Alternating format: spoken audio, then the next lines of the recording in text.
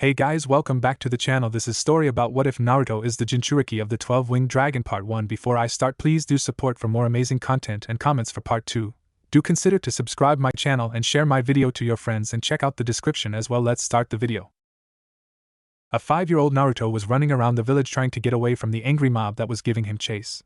Sadly, this was a common occurrence in his life, especially on the anniversary of the defeat of the 12-winged dragon by the hand of the 4th Hokage, Minato Namikaze, his hero, his inspiration, and above all, his father. Yes, he was very aware that the 4th was his father. Many people believe that Naruto has a hard skull, even if they knew that the reason for that would be because nobody in the village would teach him how to read or do math, not even in the orphanage that was supposed to take care of him. That, and the fact that he goes running around the village painting shit with his paint bombs, pranking and screaming about being Hokage one day. But the truth is that he is quite the genius. All it took was one comment about him being a mini version of the 4th, a thorough search on people in the village with blonde hair and blue eyes, a nervous-looking 3rd Hokage when being questioned about it, a good look at the face in the monument, and then at the mirror, and there you go, the clear answer of who his father was. After finding the truth, he didn't know how to feel about him anymore. He respected him as a Hokage. There was no doubt in him that he was the absolute pinnacle of the word Kage. But as his father, he felt conflicted, because even if he gave his life to protect the village from the wrath of the 12 wings alongside a woman named Kushina Uzumaki, who he also had a theory about his relation with her, he or they ultimately gave him the fate of being the pariah and the focus of aggression for the whole village. He knew what he carries inside of him as well. Again, all it took to learn the truth was listening to the names the villagers used to call him: Demon Brat, Dragon Brat, and such, the latter being a good giveaway. But it clicked when somebody used the word Jinchuuriki. Not knowing what it meant, he snuck into the library and began searching for the term, and after finding that it was used to refer to the containers of the tailed beasts, he just put 2 and 2 together, and it all made sense: the names, the glares, the insults, the hate. Maybe his father and probable mother thought that the village would love him and see him as a hero, thinking that the previous Jinchuuriki of the village, Kushina, the carrier of the 9-tailed fox, who was already a respected kunoichi known throughout the lands as the red-hot habanero before it became public knowledge that she carried the 9 tails, became a hero after working together with the fox and the 4th to protect the village from the dragon. They might have believed that the reputation would be carried on to the newborn. But he still thought that they should have known that the people would hate the demon that brought them close to annihilation and that killed so many loved ones of the survivors of the attack, along with the fact that for some reason the knowledge of his heritage was to be kept hidden from the village. Instead of hopes for a bright future for their son, they should have known that it wasn't going to be that way, coupled with the fact that the 9 tails mysteriously disappeared from the world after the battle, adding the unwarranted hate brought by losing their biggest weapon to the dragon. They ultimately left him to pay for their decision, noble as it might have been. It still doomed him to be a 5-year-old with over a dozen assassination attempts on his head. In the off chance that he was wrong and they weren't his parents, that just made them even worse persons in his eyes by sacrificing an abandoned newborn. So that left him with an incredible bitter savor about his father. While it might have been the most difficult thing in the world to sacrifice your and your children's life to fulfill your duty to the village, he or her were not the ones trying to get away from the very ones that they protected. "Stop running, you damn demon!" an angry male villager screamed. "Kill the dragon, kill him!" a female villager exclaimed while throwing rocks at the little blonde. "You won't escape the legacy of the 4th, we will honor his sacrifice by finishing what he and Lady Kushina started," another said proudly, as if he was not trying to kill a 5-year-old. Oh, the fucking irony. There's just no point anymore, Naruto thought tiredly while making it look like he had tripped over some rocks. He then closed his eyes and just waited for his death. He didn't have to wait long, as the villagers quickly surrounded him and started beating and spitting him all over the place. But not having enough, some of the villagers who were already wasted grabbed some kunai and began to stab him to finish him off once and for all. Trying to ignore the pain and mentally cursing his parents and the village, he kept his mouth and eyes shut tight until eventually, he felt a huge pain in his heart, and immediately all went dark. Soon after, the villagers were starting to cheer and congratulate each other for a job well done, shouting the name of the 4th to celebrate. It didn't last though, as they were quickly detained by mud. The villagers looked around for the caster of the jutsu, and they saw an A&B with white hair and a dog mask with his hands on the ground. Soon after, a female A&B with a cat mask and purple hair began to cuff them and knock them harshly, mentally cursing each and every one of them and herself for falling on the diversion the villagers used to throw them off the chase. A third A&B with black hair and a weasel mask then appeared and quickly made his way towards the limp child. "God, what the fuck did you people just do?" he shouted angrily towards the drunken shinobi among the villagers, the ones responsible for stabbing the boy. "We saved the village, that's what we fucking did," Having that damn demon among us was an insult to us, and the memory of the fourth. An angry drunken Kunoichi answered back. He's just a child, you fucking bitch, the female ANBU said from behind her before knocking her out cold. Cat Weasel! Keep your emotions for when you're alone, the white-haired ANBU reprimanded them before turning towards the other male ANBU to say, Weasel, how is Naruto? The dog-masked ANBU asked with a hint of dread and sorrow in his voice. He's gone, Weasel responded dryly, his voice seemingly devoid of emotion. I failed you again, Sensei, the white-haired ANBU thought with great sorrow. Take his body to a safe place and stay with him while we carry these scum to the Hokage, he ordered while making his way to transport the arrested villagers to the Hokage Tower. He turned around and saw the female ANBU looking transfixed at the body of the boy. He brought her attention back when he shouted, Cat, get a move on. Right, Captain. The distracted ANBU answered and began to help her ANBU captain with taking the unconscious people to the Hokage Tower. Weasel finished cleaning the body as best as he could from all the blood, and then he began to carry him towards the boy's house. He casted his gaze down on him, and soon a lone tear fell from his chin towards the body of the boy while saying, Naruto, I'm so sorry. Naruto's eyes slowly opened from their slumber. He felt confused when, after looking around a little, he found himself laying on the ground on a weird-looking hall. Getting on his feet, he realized that he was in some sort of sewer. Ha ha ha, this is just fucking great. Either heaven is too overrated or hell is more comfortable than my own apartment, Naruto said sarcastically. He then heard a grumble that sounded like something about stupid loud brats, followed by a low roar that seemed to call on his name. Naruto began to walk around, trying to follow the sound of the low roars until he arrived to a large room lit by two big candles with what seemed to be black fire. On the other end of the room, instead of being another wall, there were large metal bars with a seal on the middle. Behind the bars, all Naruto could see was nothing but darkness. Until a bit further from the bars, one giant neon green eye with an equal neon red pupil with a golden slit in the middle shot open. Quickly the other eye shot open as well, and the creature which those frightening eyes belonged to made its way slowly towards the bars of its cage, revealing a terrifying yet beautiful and magnificent red dragon with some black markings around its body and on the membrane of its giant 12 wings, each one being smaller than the one on top.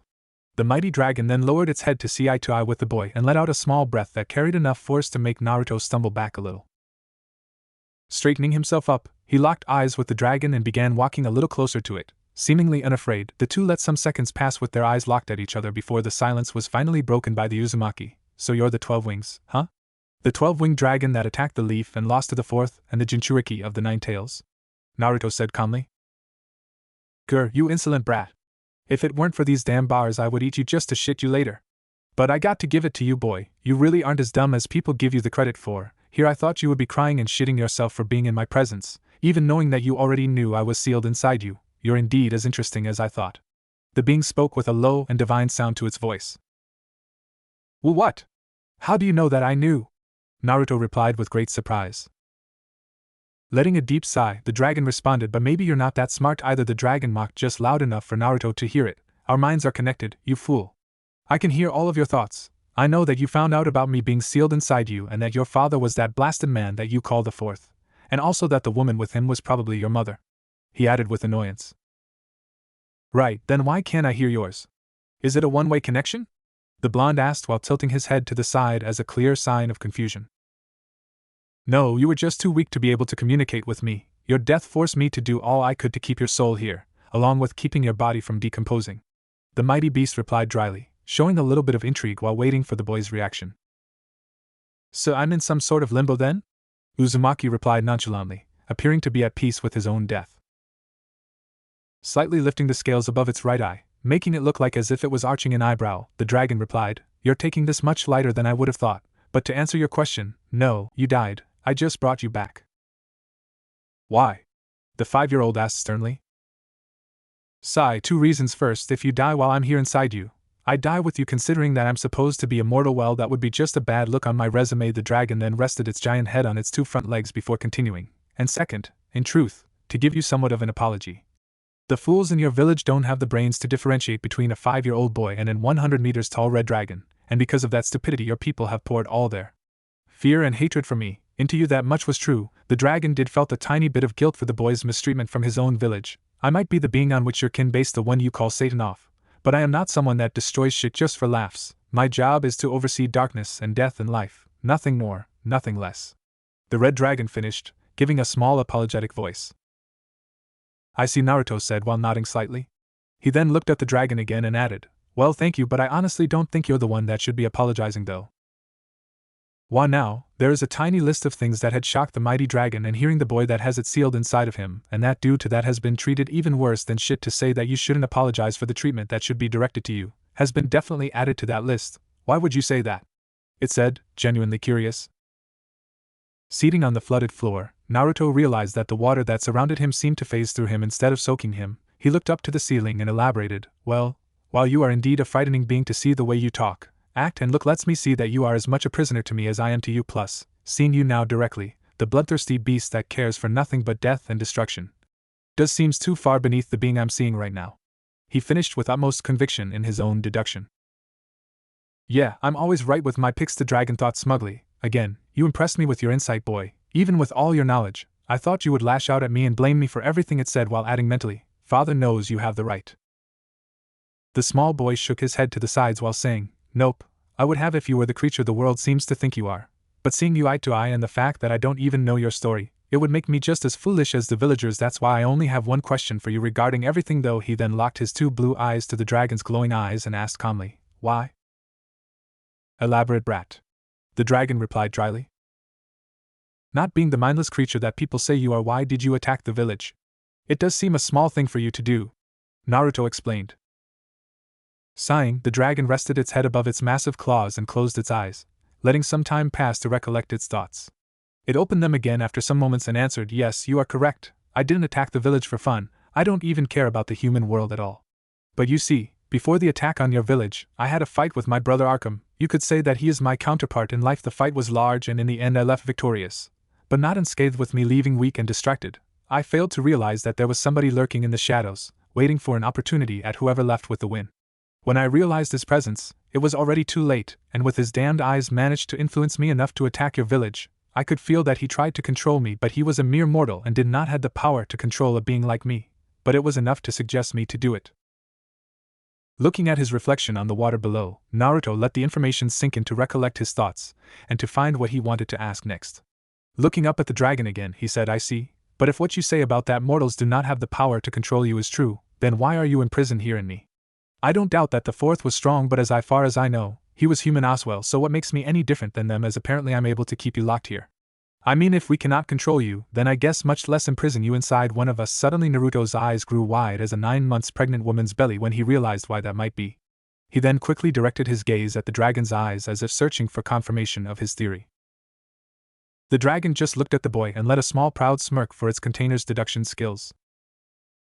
Naruto then answered himself later, you are here because you want to, adding to the already mixed feelings about both his father and the dragon. Naruto felt even more confused at the implication that sealing the dragon wasn't a matter of a last effort to protect the village, but a decision that was part of a larger plan for who knows what. With a small spike of anger and confusion, he then asked, why? Why would you want to be sealed here? Why me? Answering your thoughts, your father had nothing to do with this. He, like most of humanity, believes that I am a tailed beast as you call them, so he thought that I could be sealed inside you. He was able to do that with the help of the fox and the death god, who hates my guts if I may add. They were able to do it because, as I said earlier, I was in a weakened state, but he did not know that I could have easily break free once I recovered my strength, which would have taken me a couple of weeks at most. The dragon replied simply, almost bored. But then why not break free once you could? What is the purpose of you being here? Naruto replied heatedly, still feeling really angry for apparently being used in a scheme he has no idea about. The reason for why I didn't break free was because I felt something in you. Call it a hunch if you want, but it is something I've been looking for some time now. And the purpose of me being here is to prepare you for your future. The 12 Wings explained. Why? What's in it that you want to prepare me? And what do you mean by prepare? The blonde continued his interrogation. With an annoyed tone in its voice and having its eyes closed as if bored, the dragon answered, what's in store for you is something that I will not reveal until I deem you ready, and that is not debatable. And by prepare, I meant that I will train you, as a full-fledged warrior. You will learn how to fight as a true dragon would. Already forgetting almost everything after hearing the words I will train you, the blonde stood up excitedly, and with stars in his eyes he said, "Whoosh shit, really? That's awesome. But wait, how do dragons fight though? I don't get that since, well, you know I'm not one." So you think, the dragon thought before replying, we dragons are the top of the chain on almost everything, especially pride and power, hence our fights always change landscapes. We proved to everybody that when it comes to fighting and power, there's no other kind like ours. So when I say that you'll learn how to fight like us, I mean that you'll fight with your fists, heart, flashy shit, and untamable guts. The dragon then flashed the boy a fierce smirk to make him more excited, which definitely did. Whoa, I'ma be a badass then, Naruto claimed excitedly while punching the air as if kicking someone's sorry ass. Sigh, yes you very well might be, but if you show me that you also possess the intelligence and calculation of a leader, I might even let you lead my kin. That's why I also want you to get someone to teach you in the shinobi arts, since you will have to grow not just in power and mind, but in your position in the world as well, the beast said while narrowing its giant eyes, trying to give more seriousness to its words. Well now, that's going to be a little difficult since you know, everyone hates my guts. The old man and the 3 ANBU that have been taking care of me in the past year are the only ones that could give me such training, but I don't think they will do it, especially the old man since he seems to be somewhat uneasy with my wish of being a shinobi. Naruto then sat cross-legged on the floor again, pondering on who could teach him, that is, until some of the words of the dragon finally registered on his mind. He stood up quickly and looked up at the giant being while screaming, "Your kin! There are more of you! Why nobody has seen them? And how would I lead them?" The dragon let out a small low chuckle, amused at his outburst, before explaining, "That is something that you will know in due time. As to how will you lead them, think of it as a summoning contract if you wish." The beast then let a tired sigh and added, "Now, that's enough talk for now. I'm finishing the process of reconstructing your body from a cellular level, hence the long wait. I'm just finishing healing all your external wounds, only the scar that was done to you as a newborn is left to heal." "No, leave it as it is," Naruto replied with a stern voice that seemed to belong to an adult. "Why would you want that?" the dragon asked, genuinely curious. "So I don't forget the last," Uzumaki replied dryly while looking down slightly. "Good," the dragon thought, giving the boy a small smirk, understanding what he meant.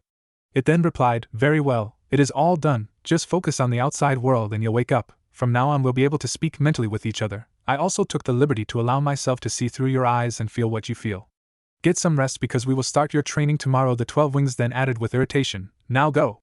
I want to get back to my sleep and you've annoyed me enough already." Getting ready to leave, Naruto looked at the dragon and grinned before saying with a sweet tone, "Ah, it was lovely to speak with you as well.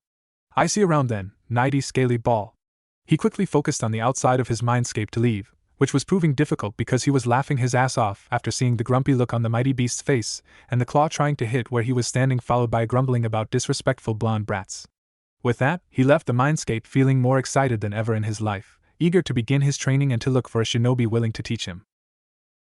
Hiruzen Sarutobi, the 3rd Hokage, is a calm, wise and cheerful man loved by the whole village, usually going around and showing love to his people by giving them a kind warm smile for all to see. However, today was not the case. "This better be a joke because God help me," Hiruzen muttered while trying to control his anger. The 3rd was walking at a fast pace towards the holding cells of the Hokage Tower, spreading enormous amount of killer intent after receiving the report that the villagers had apparently killed Naruto Uzumaki, who to the 3rd was like a grandson. Arriving to the cells, he looked around and saw the villagers and some of the shinobi with blood on their feet. The villagers just started to shiver in fear under the murderous glare that their leader was giving them all.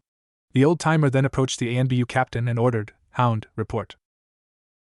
Hound looked at the Hokage, his eyes showing a great amount of pain and regret when he explained, "Yes, Lord Hokage, while me, Weasel and Cat were watching the boy from the roofs, we managed to catch sight of a mob that was gathering near Naruto's house. We started to get ready to escort the boy to his apartment. But we didn't realize that the mob was meant to keep us occupied while some of the shinobi that were with the mob threw smoke bombs to cloud our view. The time that they managed to delay us was enough for us to lose sight of Naruto and the mob. Once we caught up with them, it was already too late." Hound looked down, trying to be as cold as he could to keep his pain in check. He looked back at the Hokage and finished, "When we arrived at the scene, we saw the villagers celebrating. I seized the chance and kept them in place with a mud jutsu while Cat cuffed and knocked them out. Weasel made his way to check on Naruto, who wasn't moving when we arrived, and Sai he confirmed that Naruto was dead." Some of the people that were in the cells showed joy at the news, while others were smiling smugly as if they were heroes. That was of course until an incredible amount of killing intent was released from the 3rd, so powerful was that it could be felt throughout the whole village, making the civilians practically shit themselves.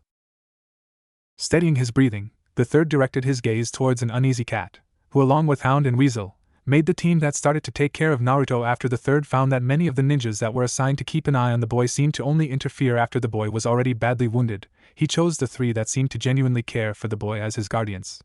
Hound being one of the students of Naruto's father, and the only one with the knowledge of his heritage. Weasel, who felt bad after seeing that Naruto was always at the park just sitting on the grass watching the other kids play while their parents kept their gazes on Naruto to make sure he didn't come near their children. He started to take him to the park whenever he had a chance to. Naruto at first felt wary of the sudden show of kindness directed towards him, but the feeling quickly turned into a brotherly love, which was returned by Weasel. And finally, Kat, who was one of Naruto's mother's students. Although she didn't know for certain that the boy was Kushina's son, the third had the feeling that she suspected it, since she became very protective of the boy. The other only ninja that the third could trust with Naruto's safety was Anko Mitarashi, another pariah of the village and Orochimaru's former student. She became Naruto's official handler for whenever he ran around causing mayhem throughout the village with his pranks, making the two form a bond thanks to the connection of being the outcasts of the village, and Anko always seemed too eager for Naruto's pranks to begin the chase. To this date, Naruto has never been caught doing a prank, and not even the ANBU had been able to caught up with him. Anko is the only one that has achieved that, although the third had a feeling that Naruto did that on purpose just to prank Anko directly. Hiruzen let out a painful sigh and asked, "Where did Weasel took Naruto?" "To the boy's house," the ANBU captain answered. Turning around, Sarutobi started to walk through the cells when another ANBU asked, "What do we do with the detainees, Lord Third?"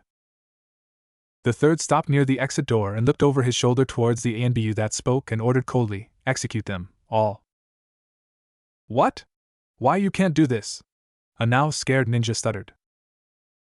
"We say save the V village from that D demon," a civilian woman screeched. "We are just the civilians, what about OU?" another civilian was saying before a now sober shinobi cut him off. "That is just unlawful. The council won't allow." The one that delivered the killing blow on Naruto said before being painfully interrupted by an enraged third Hokage. The third jumped towards the shinobi that spoke last and grabbed him by the throat while stating with a cold and strong voice to everyone around, "I am the Hokage. My word is the law, not the elders, not the council's, mine. Execute them or ISWRIY." Before anything else could be said, a huge power wave was felt throughout the village and a frightening known shiver along with it. The third then quickly looked towards Hound and Cat and ordered them to go with him, praying to the gods above that the dragon hasn't escaped the seal. Weasel got back on his feet after a powerful wave of energy was released from Naruto's body that pushed him to the wall. He looked in shock as a red bubbly substance surrounded the body of the boy, modifying it. The sound of bones breaking and fixing themselves covered the room, while Weasel almost could feel the pain by watching the boy's body growing in height and muscle mass, losing all of his baby fat in the process, replacing it with pure muscle. His blonde hair seems to be gaining like a golden glow, and his aura started to flood the room with a feeling of authority, like if Weasel was in the presence of the biggest alpha in the world. That was the sight that the third along with the two other ANBU walked into. Both Hiruzen and Hound felt almost the same that Weasel was feeling from the boy, while Cat looked uneasy as if aroused, which was weird for her since she had a boyfriend and Naruto was 5 years old, but it was like something immense was emanating from his presence. After a couple of minutes, whatever was happening to Naruto stopped, and he then opened his eyes abruptly. Those present in the room were startled when they could see that his blue eyes seemed to have gained an unnatural glow along with a golden slit that replaced the natural black dot of the pupil. His canines looked sharper as well. All in all, he had a more commanding and feral look. "Ah! What the F?" Naruto said before closing his eyes quickly due to the pain that suddenly assaulted his head. He grabbed his throbbing head and started to feel dizzy, like if a whole library's worth of information was being poured violently into his mind. Feeling pained and confused, he heard the voice of the dragon inside his head explaining. "Relax, brat. What you're feeling is your new enhanced senses. The confusion and pain is because your mind has to get used to the new range of them. Think of it as if your whole body except your mind have been upgraded," the dragon mentally said to him with a bored tone. "Oh fuck. I can even hear and feel the heart of the people around me. It's too much, damn it. How do I control it?" Naruto mentally replied frantically, trying to maintain his consciousness. "It will take some time to get used to, but in the meantime I'll focus my healing powers on your brain to help you process all the information that you are receiving until your brain gets accustomed to it. For now, just focus on your immediate surroundings and you'll be fine," the dragon answered calmly. "Alright, focus, I can feel 4 presences around, 3 of them seem to be male and 1 female. Strange, the female seems flustered by something. Her heart is beating like crazy. The other 3 seem like frightened," Naruto thought after focusing on his surroundings before he suddenly felt really warm while his head was being pushed into something soft and squishy. Opening his eyes, he saw that the softness and warmth came from the cat ANBU, more specifically, her breasts. "You're alive! Thank God," Kat said while embracing Naruto with all her might, suffocating him in the process. Not that he minded going like this at all though. Kat? I think he needs to breathe, Hound said, while the others present were sweat dropping at the woman's sudden excitement. Ah. Right, sorry Naruto said while nervously giggling, blushing like mad behind her mask. She then reluctantly and carefully broke the embrace with the blonde Uzumaki. Haha, don't worry about it, cat, Naruto said with an equal mad blush and a nervous laugh. Ahem, Naruto, are you okay? What happened? The third asked him. Well, I honestly don't know, old man. You tell me. Naruto scratched his scruff and continued. The last thing I remember was being surrounded by the villagers and then boom. All went black, then well, here I am. He feigned ignorance. Naruto, you met IT, didn't you? The ANBU captain asked dryly, knowing that the boy was lying. Sigh, I just can't fool you now, can I, Kakashi? Hee, Naruto responded with a nervous laugh. Nope, Kakashi said while giving him an eye smile behind his mask. God knows how he does that. Well? The third said after some seconds of silence. Yeah, I met the scaly ball, Naruto replied, earning an annoyed grunt from his tenant at the nickname. Chuckling, Naruto continued, I suppose that you're asking because of my new appearance? Well, he said that its tenant cannot be a pathetic weak fool, so it made some adjustments to my body so I can defend us both, since apparently if I die, so does it. He responded, keeping the real conversation as a secret. Did it tell you anything else? The old Hokage inquired further. Nope, just don't die again, idiot, Naruto said, using the mock voice of the dragon, making those present chuckle at his upbeat attitude even in such circumstances. Haha, well then, I'm relieved to see that you are alright. Now, get some rest, Naruto, you've earned it, Sarutobi said while patting the boy's head. He then turned towards the raven-haired ANBU and added, Weasel will stay here to keep an eye on you for the rest of the night. Hound, cat, come on, let's get back to the Hokage Tower. I'm sure that Koharu, Hamura and Danzo are already there with the council panicking over the energy wave. He said tiredly, sigh, let's see with what nonsense they come up to try and lock Naruto away or to be trained by Danzo. Those civilian and elder fools are always going to extremes when it comes to Naruto. At least he's alive and I can feel great power now coming from him. Just how far will your boy go, Minato and Kushina? I wonder, the third thought while saying goodnight to Naruto along with the others, with an added kiss on Naruto's cheek by Cat, making the third chuckle at Naruto's red face. After the third and the ANBU left, Weasel approached Naruto and while ruffling his hair, he said, You gave us quite the scare, Naruto. I was afraid I was going to lose you, little brother. I'm sorry for not being there.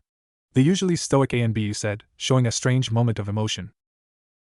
Naruto stood up from the bed and hugged Weasel tightly while saying, There's nothing to be sorry, big brother Itachi.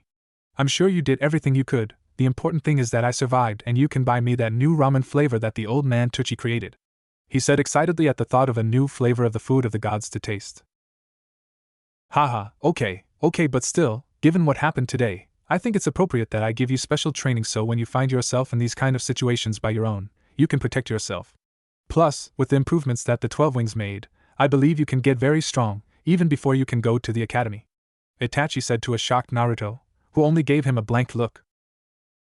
Well, that was quick. Tell me about it, both Naruto and the 12 Wings mentally exclaimed before Naruto started jumping around, pumping fists in the air while saying, Oh awesome! I'm going to be such a badass ninja. Just like you, big bro. Yeah, that's the idea. Now come on, go to bed and get some sleep. I'm gonna have to train you in secret so nobody interferes with us, so we'll have to do it at the earliest hour in the Forest of Death, so you need to get some sleep and no telling anyone about it, alright?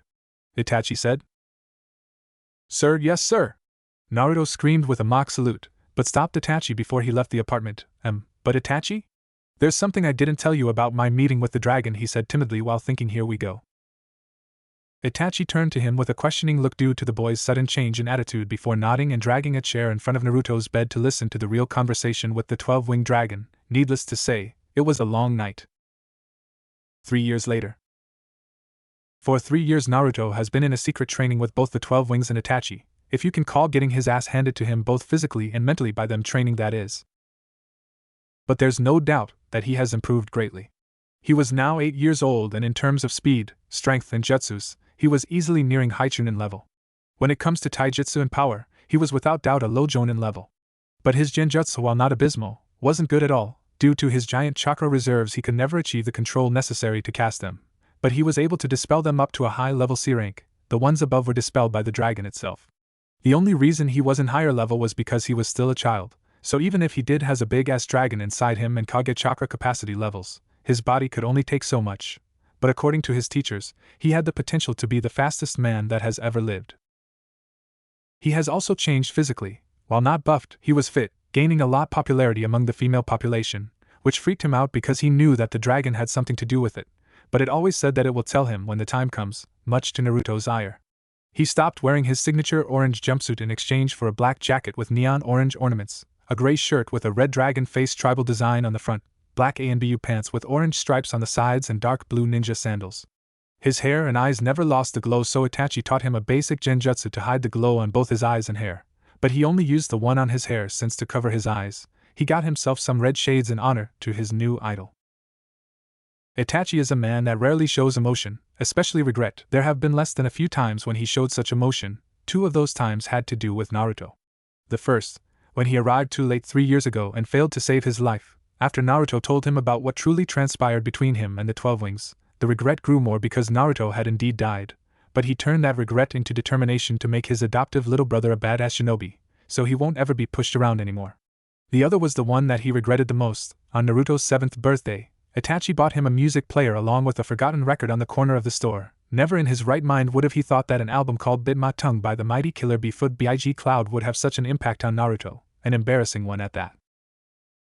As soon as he finished listening the record, Naruto took on preaching about Killer Bee's abilities to rap, which to everyone but him were awful. The blonde Uzumaki also adopted a bit of his eccentric persona. Thank God he hadn't started rapping around, or so Itachi hoped. After being revealed to him that Killer Bee was Cloud's Jinchuuriki, his admiration for the dark-skinned rapper blew through the roofs, to the point where Naruto proclaimed that one day, he would become Bee's spiritual successor, much to the dread of those around him. But the cheerful and kind knucklehead never changed, he only matured. His pranks were bigger in scale, and not even Enko with the help of Ibiki had managed to trace a prank back to Naruto. Lately, not even Enko was enough to give chase, so a new handler was added to help Enko, a kunoichi specialized in tracking, Hana Inuzuka. The Inuzuka felt insulted at first for being put on babysitting duty, but quickly grew fond of the blonde after one big chase where she almost caught him but lost track of him eventually.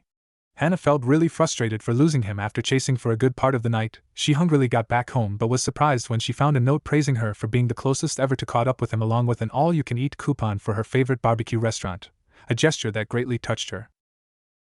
Said Inuzuka was currently running through the trees in the forest of death on search for the blonde, who, for some reason, spent most of his time training inside the forest. She was looking for him to finish his training with his smell and hearing. After gaining his trust, Naruto explained what the 12 Wings had done to his body and how it had upgraded all of his senses, so he asked her if she could help him sharp his senses of smell and hearing, since those were the biggest advantages the Inuzuka had. She was stunned by the revelation but agreed nonetheless, so for the past months she has been helping him getting used to the smells and sounds around him. Since the academy was due to start in a few days, she wanted to finish his training before he entered. Damn it, Naruto, where are you? I've been running around this fricking forest for over half an hour, she angrily said to the winds. Getting frustrated, she went deeper into the forest, to where a big lake was. It was one of the most dangerous places in the forest since giant grumpy crabs live there, but knowing Naruto and his ability to get into dangerous situations, she wouldn't be surprised to find him there, which the sounds of grunts and crab pincers closing proved her right. She then headed closer to the river, but she had to suddenly stop to avoid being hit by a black projectile that crashed on a near tree followed by a grunt. Oh shit, that hurt. When did these shelled bastards learn how to use teamwork? Yo, don't tell me that I made fools of all, for fuck's sake. Naruto screamed while getting on his feet to prepare a counterattack against the crabs, that is, until he noticed Hana looking at him with a confused expression. Yo Hani, what you doing here? Naruto asked while squinting his eyes and tilting his head to the side. I've been looking for why, you dummy. I wanted to finish your training before the academy start, but here I find you decimating the crabs, Hana said after regaining her composure from the cute look that Naruto sent her way. Hey! Dem fools started it. Plus our feud is 2 years long and growing. I vowed that I will decimate these assholes and I will keep that vow. Leroy Jenkins, Naruto said before giving a war cry and jumping to engage the crabs once again. Though he found himself being grabbed on the back of his jacket by an angry-looking Hana who began to drag the boy out of the forest while screaming obscenities to the crabs. Geez, Naruto, can't you keep yourself out of trouble for at least a day? Hana retorted while shamelessly dragging the blonde through the dirt. Hey! It's all just like what the mighty says, don't fear the trouble, don't fear the dream. Make no grumble and make it legit. Yeah, Naruto said while crossing his arms in extravagant ways to make his point clearer. Grr, just what the hell does that even means? It doesn't even make sense. Seriously, stop listening to that guy's rap. It's just filling your head with nonsense. Hana angrily replied while dragging Naruto through the village, now by the wrist at least. Huff, shame. There's just no love for true art. Hey, where are we going now? He said. He really felt sad to see such heresy from his precious people. He wanted them to understand the message the mighty was giving, but they stubbornly continued to deny such enlightenment, poor fools. She just sighed tiredly. She really liked the boy a lot, but she will never understand his love for such nonsense. To my clan's training grounds, I want to see how you use the knowledge I gave you in a spar against one of us. Hana responded. But wouldn't your clan be angry if they knew that you taught me some of your techniques? The Uzumaki said while scratching his cheek. Yeah, they would. But before I started training you, I asked my mother if it was alright. She was hesitant at first until I told her that it was for you, so she agreed. She's the head of the clan, so nobody can go against her. Plus, we'll be in my family's private grounds, so nobody will be the wiser. Hana said when they reached the front doors of the Inuzuka compound. As they walked towards the clan's head residence, Hana noticed that the dogs around the compound felt intimidated by Naruto's presence. Some of the smaller dogs were even whimpering, hiding behind their masters. They weren't the only ones affected though. The male Inuzuka members seemed to be aggressive towards the boy, as if they felt their claimed territory was being threatened by the blonde, while the females seemed to be flustered as he walked past them. Some of the younger ones were even blushing like mad, which agitated the males even more.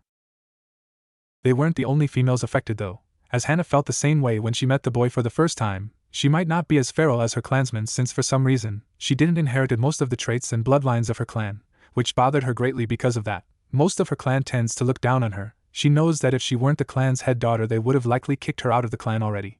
But she did possesses the basics of her clan, her smell, ability to understand dogs and their combination jutsus and their animalistic instincts. Those same instincts are the ones that drives her mad with arousal whenever she is in the presence of Naruto. She had asked the Himura brothers if they felt something special coming from Naruto once before. They answered that Naruto had a strange smell of an alpha.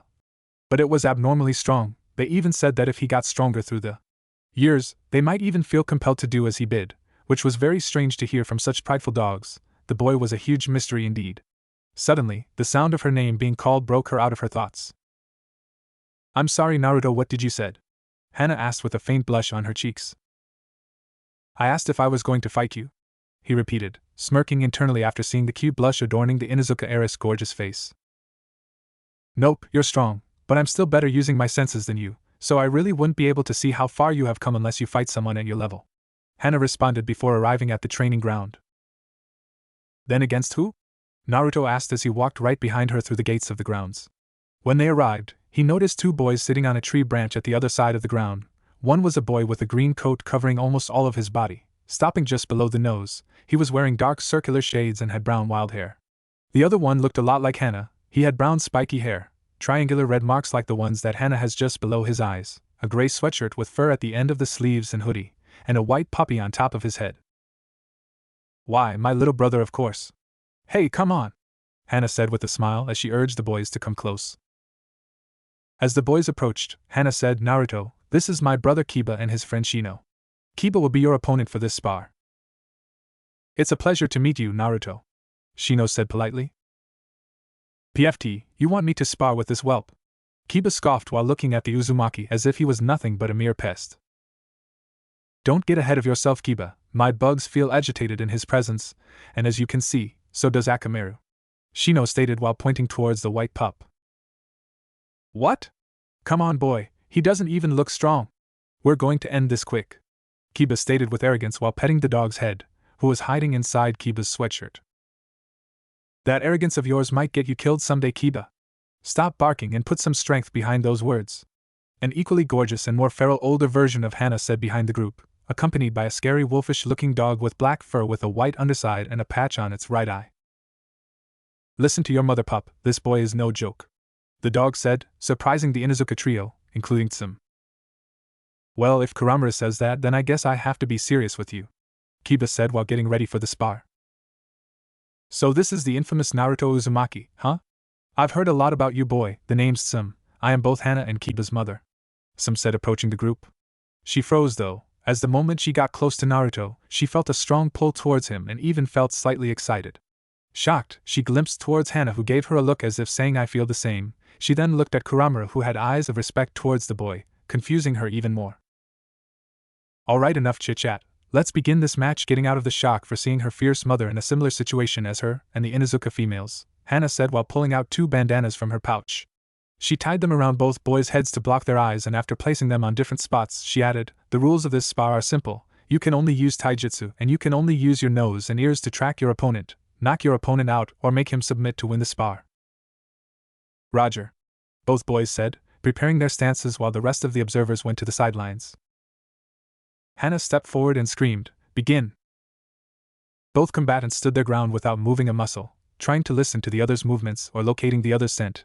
That all changed when suddenly, Naruto jumped straight at Kiba with his fist at the front.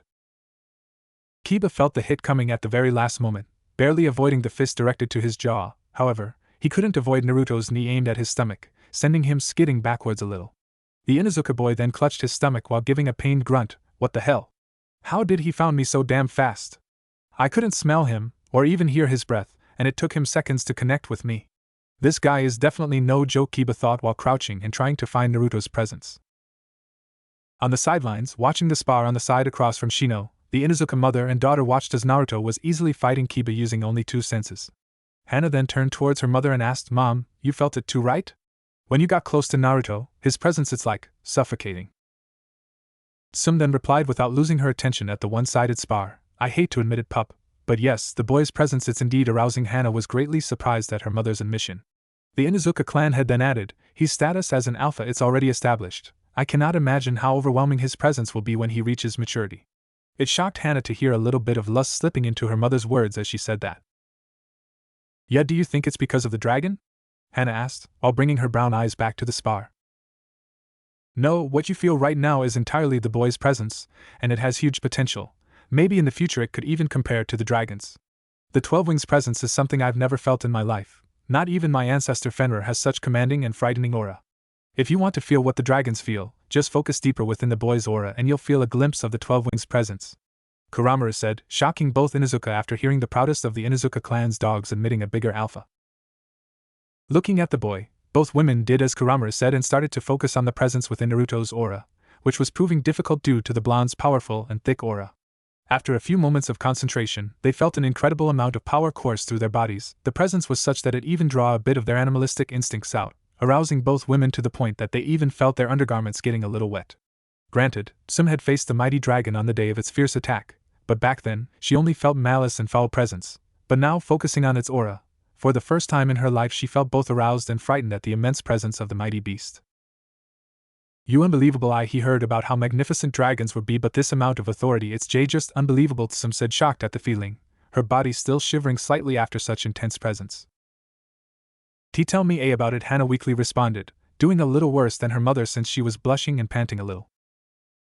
"You should dry yourselves, the spar has ended and they will notice your excitement," Kuramaru said, amused, and gave them a low growl-like chuckle after seeing the Inuzuka women's red cheeks. Back on the grounds, Kiba was getting on his feet slowly after yielding his defeat. He took the bandana off and said heatedly, "Damn it! How the hell did you do that? I couldn't land a single shot and you hit me 5 times. Your breath, it wasn't easy to locate it, but you didn't conceal it very well. Once I found that, I focused on your breath, and as the spar went on, you got frustrated and started showing your presence. That's why I was able to make you submit." Naruto gave a calm reply while shrugging, angering the Inuzuka boy even more. "Why you?" Kiba angrily said while approaching Naruto in a threatening manner. "Kiba, that's enough. Accept your defeat and turn that embarrassment into motivation to get better. He beat you fair, so own it." The Inuzuka matriarch chided her son before she looked back at the boy that has piqued her curiosity. "And good match, Naruto, your skills are quickly growing sharp," Sum said while getting close to the boys, using a seductive tone when she praised the blonde's growth, earning a small spark of jealousy from her daughter. Thank you, Lady Tsuma W wasn't easy, but I appreciate the remark," Naruto said while blushing at both the praise and the tone of her voice. "Just some brat," Sum said with a feral smile while waving her hand in dismissal. "Arg, whatever," Kiba said angrily before walking away, dragging Shino with him after the latter bid goodbye to those present. Sigh, prideful as ever, he definitely needs a humbling, Hana said, disappointed of her little brother's arrogance. She then brought her gaze back to Naruto and added, "Anyway, great match, Naruto. Seeing now, I can say, I have nothing more that I can teach you. As you grow up, your senses will only get sharper, so keep on training and don't hesitate on asking for my help." Hana showed a little glimpse of sadness and disappointment at the idea of not training the boy anymore. Sensing her sadness, the blonde said, "Thank you, Hana. You helped me so much already. And don't feel sad, you're still one of my dreaded handlers along with Ko." Naruto gave a small laugh, trying to cheer the brunette a little. "Haha, you're right, it won't take long for your next prank to come, I'm sure," Hana said with a brighter tone now. "Well, thank you for your hospitality, Hana and Sim. I gotta go meet the old man though, so I gotta run, but I'll see you both around, night?" "Night." He gave them a warm smile that made them both blush, and then began to walk away. Nodding and bidding him a good night, they stared at the retreating form of the boy, smiling while feeling their bodies still affected by his incredible aura. "He's an interesting one," Hana said to her mother, wearing a content smile. "Indeed," Sim replied, still feeling a little flustered. It was a cool night in the village hidden in the leaves, and Naruto was lazily walking through the streets with his hands behind his head. He was currently grumbling about the way the people in the Inuzuka compound were behaving around him. "Damn it! Just what the hell did you do, Ryu? It's been 3 years and you haven't told me why people become either aggressive or aroused at my presence. And stop saying that is because I look better with the changes you made to my body." Even Hana's mother, who I know has a reputation of being one of the toughest kunoichi around, had her heart beating erratically, so I know there's more to it. Naruto heatedly asked the dragon through his mind. "When he finds out why, he's either going to kiss my claws or lose his shit, hee hee," the dragon mischievously thought before answering. "Shut it, brat.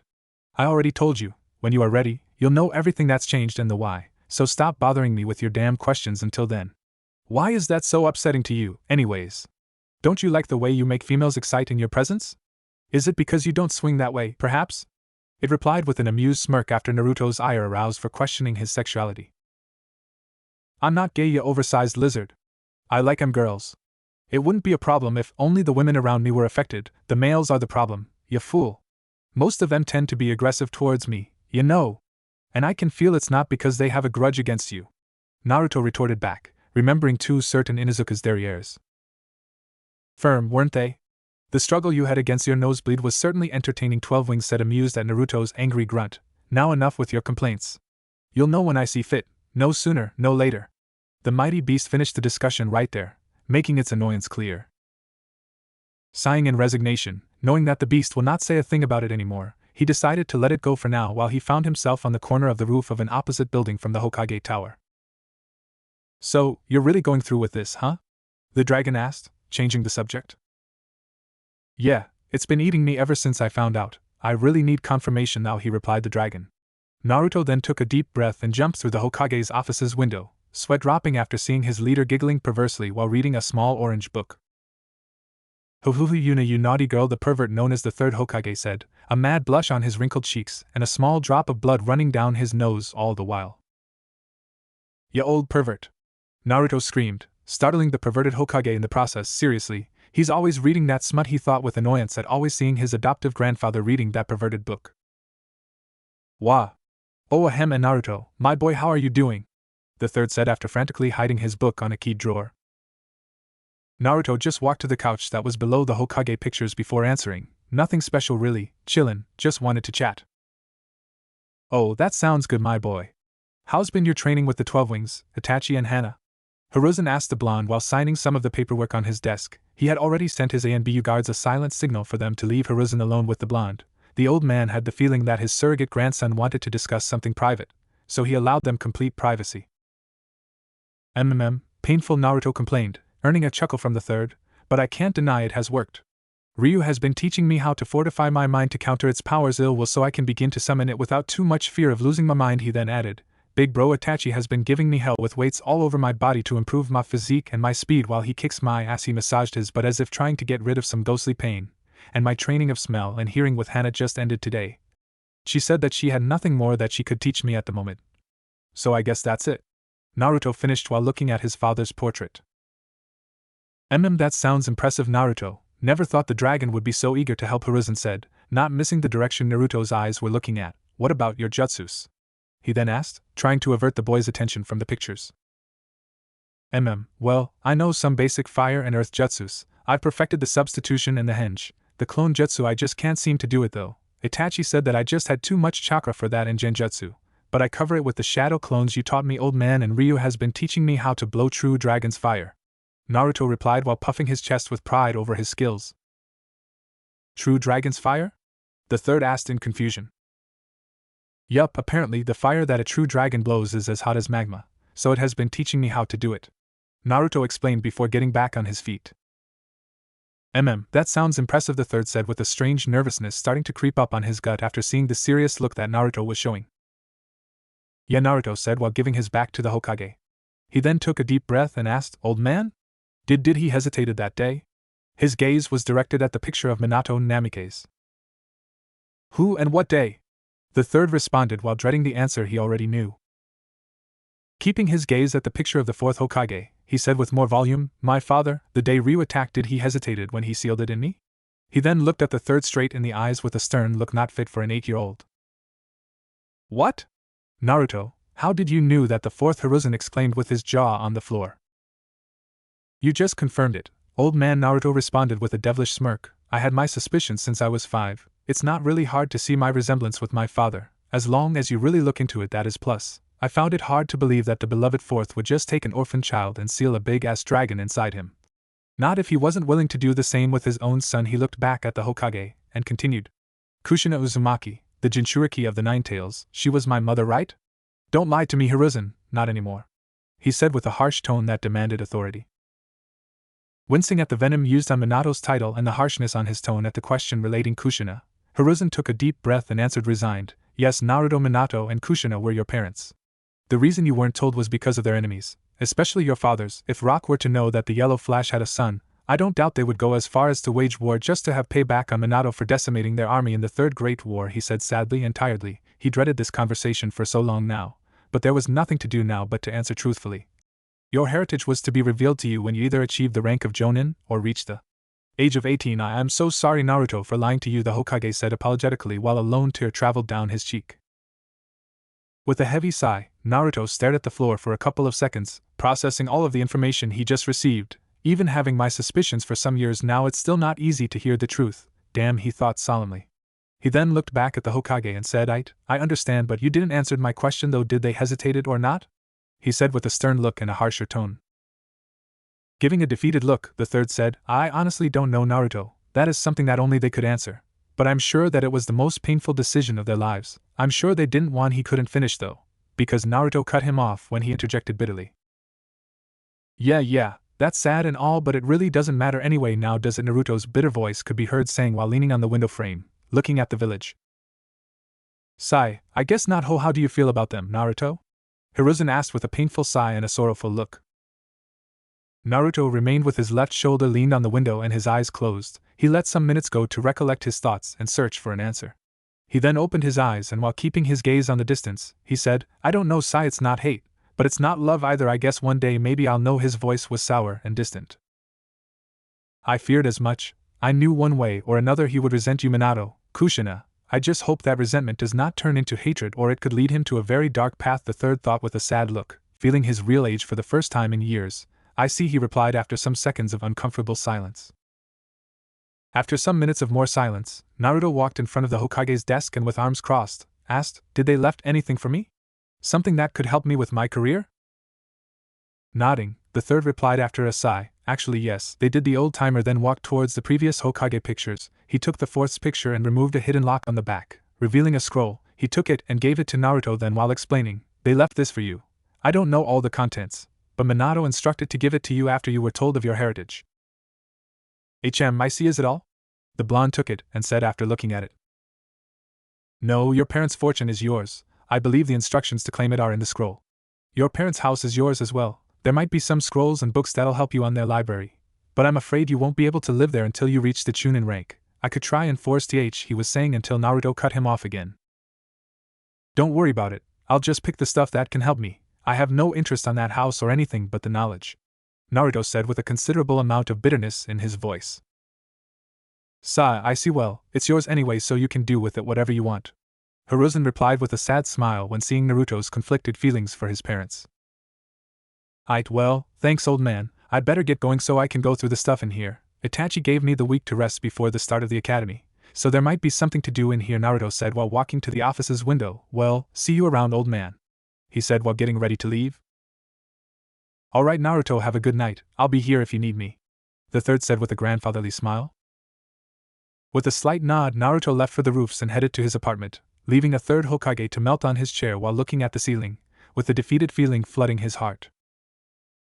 While the conversation between Naruto and the Hokage was taking place, a beautiful raven-haired woman was walking through the Uchiha compound towards the council room. She could feel the tension brewing inside the clan and knew that whatever her husband and the rest of the clan's leadership were planning could have dire consequences for the clan. I just hope whatever it is does not involve any of my boys, she nervously thought. The blackhead arrived soon after at the council room and could see that she was the last one to get there. She greeted those present and took her place next to her husband, who was seated in the clan's head place. She was the original heiress to the clan, but after an arranged marriage, Fugaku took Mikoto's place as clan head so she could take care of their children, or so they say. She knew that the rest of the Uchiha elders didn't want someone as kind and warm as Mikoto to lead, since the Uchiha wanted to keep the appearance of a powerful and superior clan. Mikoto never saw herself, or the other Uchiha, as better than the rest of the village. Ultimately, that cost her the head seat, not that she minded at all anyway. As long as she had her sons, she didn't care for anything else, not even her husband.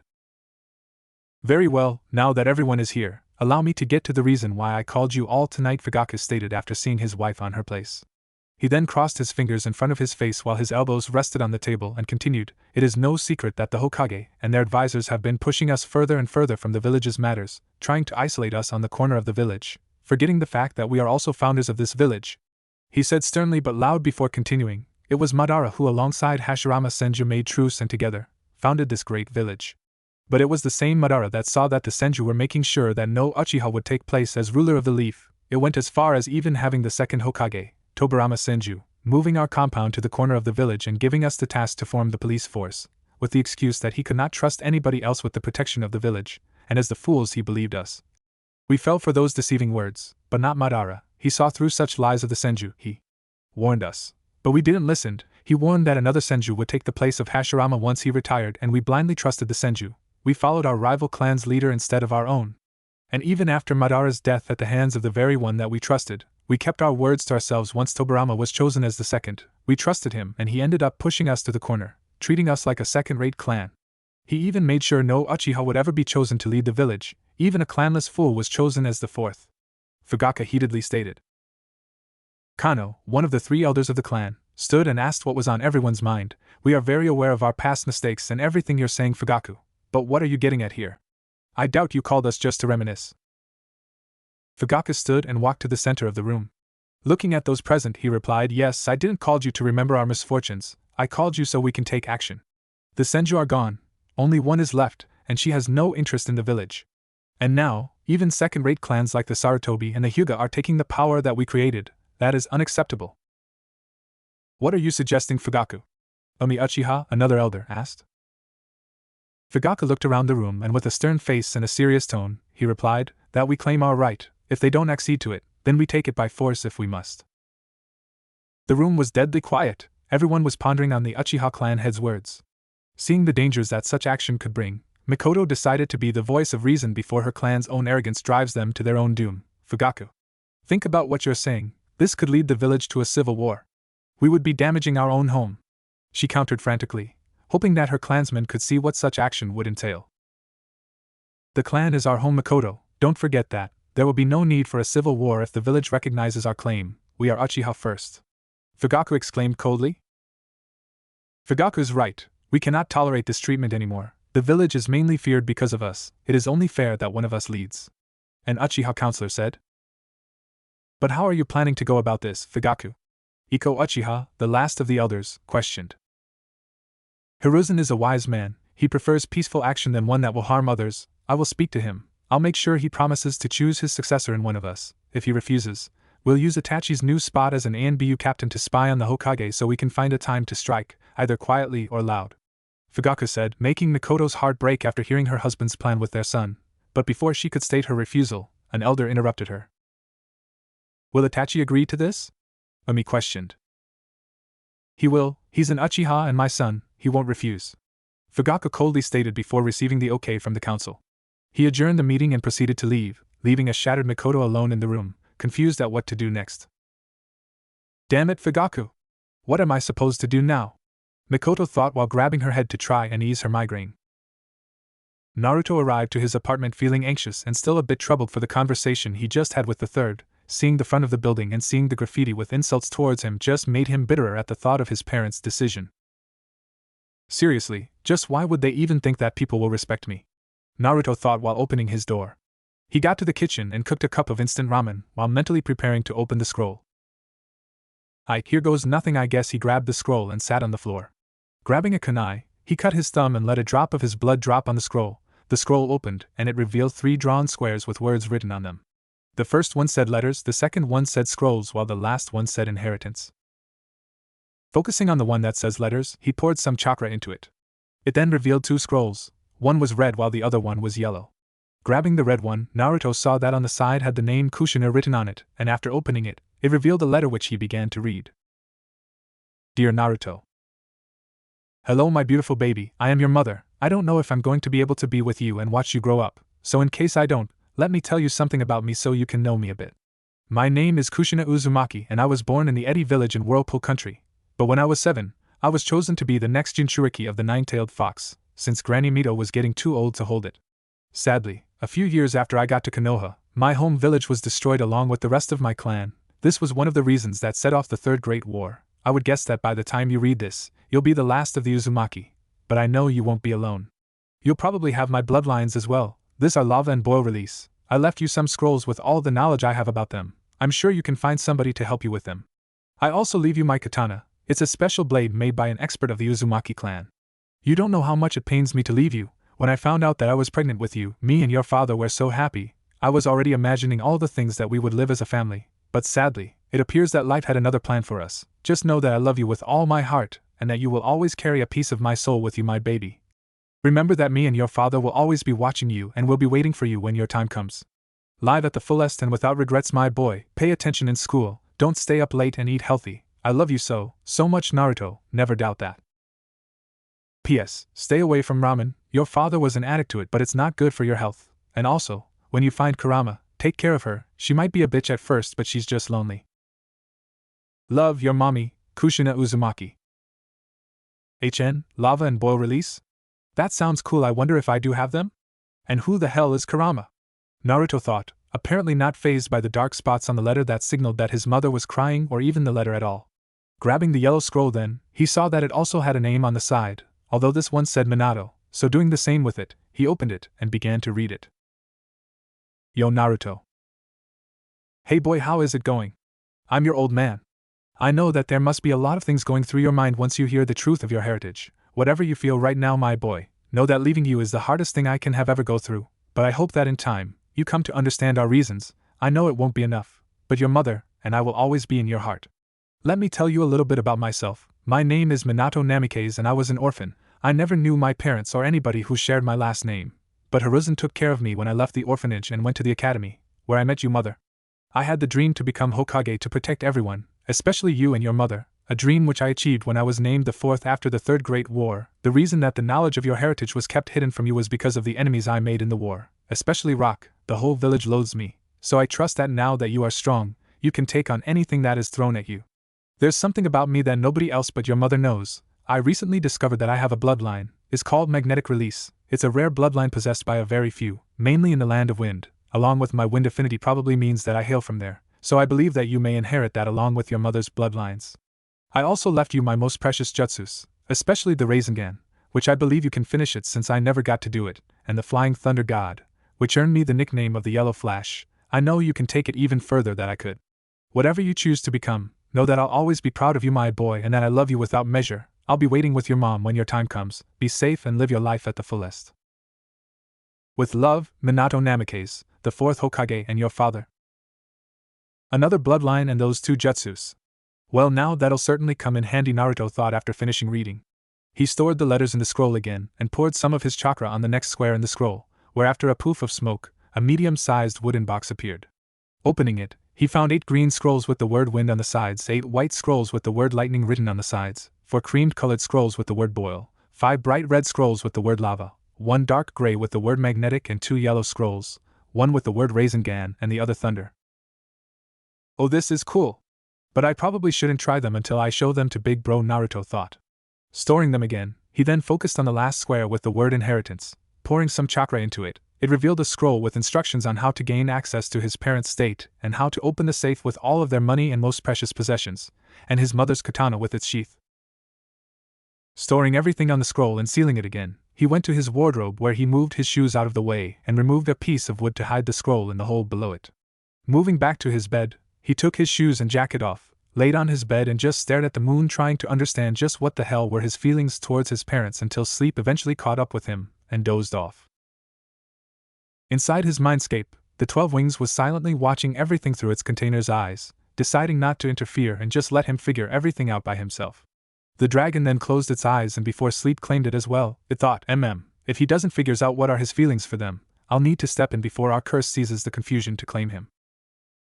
Mikoto Uchiha was pacing around her home like crazy. She was going mad on her head trying to find a way out of this mess, and she knew that she had to choose between her family and her village. On one hand, she didn't really care much for her clan. She has grown bitter towards them since she was a child. She hated to see how her clansmen treated others and hated how she got a reprimand every time she hung out with people outside her clan. But even so, her 2 sons were also part of the clan and they were her life. But the thought of sacrificing innocent people in a civil war just to show that they were the strongest clan was unbearable. Damn it! What do I do? What do I do? Mikoto thought while trying to calm herself.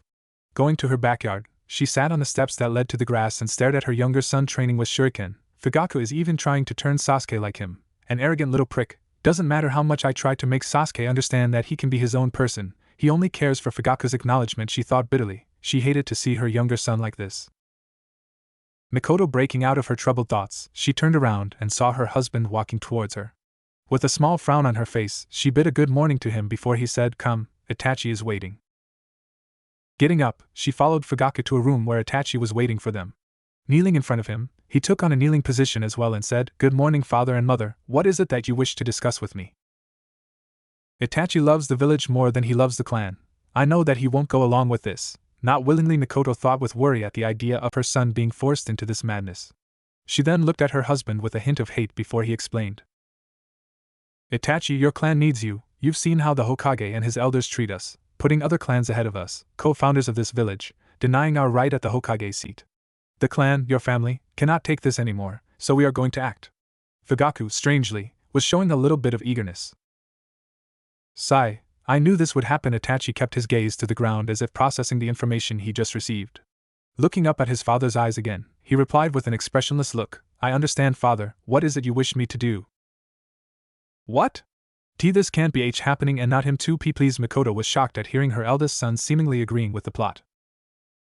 With a small smirk on his face, Fugaku said to his son, "Now that you've reached the ANBU captain rank, you only answer to the ANBU commander and the Hokage, so for the time being, just inform us of everything you see around, especially when you guard Hiruzen.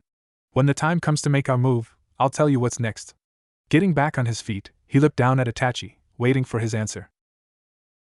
Itachi stood up and turned to leave, but before he did, he looked back over his shoulder and with a small nod, he said, "I understand." He then left the room with those words, followed shortly by Fugaku. Mikoto felt despaired now. She could only look at the ground, and with a small tear on her cheek, she thought, No, this can't be happening, damn it. What do I do now? She desperately grabbed her hair trying to stop the headache. Thinking of a solution, she was able to come up with an idea. I can't betray my children no matter what, they're my family and I cannot let them fall through this path. But heading to her kitchen, she sat on a chair and looked at the sky through the window, thinking, but I can at least warn Hiruzen, even if it is my family. The village does not deserve this, but how do I do that? I'm sure Fugaku knows I'm not okay with this, so he'll be keeping an eye on me. She dug her brain hard trying to come up with a way to warn the third until it finally hit her, Naruto. She then quickly made her way to the bedroom and wrote on a small paper sheet, and after finishing, she folded it and applied a seal. She then got back to her kitchen and prepared 2 small lunches. Mikoto knew who the boy was, of course. He looked exactly like his father at his age. She was best friends with Kushina and had a crush on Minato when they were young, but was a good friend to him as well. She could not take care of the boy because it would raise suspicion, so she put Itachi on the task. She felt relieved when Itachi began proclaiming that Naruto was his little brother, just like Sasuke. Only she knew that, of course, once in a while, she would go and visit the blonde and spend some time with him. The boy even developed a crush on her, which she found cute, though being around the boy made her strangely excited. But since Fugaku knew of her visits to the Jinchuuriki, he says nothing about it since he knows of the boy's parents and Mikoto's friendship with them, so he has no reason to suspect. He's close to Hiruzen and usually spends time with him in private, so he can deliver my message and Fugaku would not suspect anything. I'll have to leave Itachi's involvement out. IIC can't let anything happen to him. I'll just warn Hiruzen of the turmoil in the clan. Packing everything she needed, she went and gave Sasuke a small kiss on his forehead and soon later, took off to find the blonde. I just hope everything works out in the end. Naruto was laying on the ground, panting hard. He just finished training some taijutsu moves that he's been doing since the morning. Since the academy was just 2 days to start, he wanted to get sharper at everything he learned in the 3 years he's been training with Itachi and the 12 wings so that he can have a head start. Oh shit, maybe if I show that I'm better than the academy students, the old man will let me graduate earlier, or even skip the academy altogether. Standing up, he grabbed some water from the river and refreshed his hair and face. Hello Naruto, he suddenly heard his name being called by an angelical voice. Turning around, he felt his heart skip a beat at seeing his crush, Mikoto Uchiha. Oh yeah, he had a big-ass crush on the Uchiha matriarch. Don't get him wrong though, he liked Kat, Anko and Hana as well, but Mikoto's lovely attitude and cooking just made him develop a crush on Itachi's mother, even more so when she once in a while came to spend some time with him. What? Is his hair and eyes glowing? She thought while looking at his hair and eyes. She then asked, Naruto, sweetie, why is your hair and eyes glowing? Are you alright?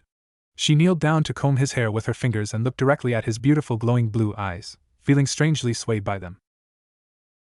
Gulp. It was one of the CH changes the 12 wings did to me and Miko. I might, don't worry, I just have to hide the changes to other people though. I guess I was so caught up with my training that I didn't realize you were here. He Naruto said with a mad blush and a heavy stutter due to seeing her so close to him, as well as the feel of her soft hands brushing his hair so delicately. Standing up and fighting her blush down, Mikoto looked at the side while taking her hand to her chest and said, Oh alright, well it does look as striking and amazingly beautiful, but if you say that is alright then I'll believe you, she said, giving him a gorgeous smile while having a battle within herself. Geez Mikoto, what the hell is wrong with you? He's a kid. Although he'll grow up like his father, damn it, shut it. Alright, so what you doing here, Miko? Not that I'm complaining though, Naruto said with a nervous laugh. Regaining her composure, Mikoto remembered the reason of her visit and responded, What?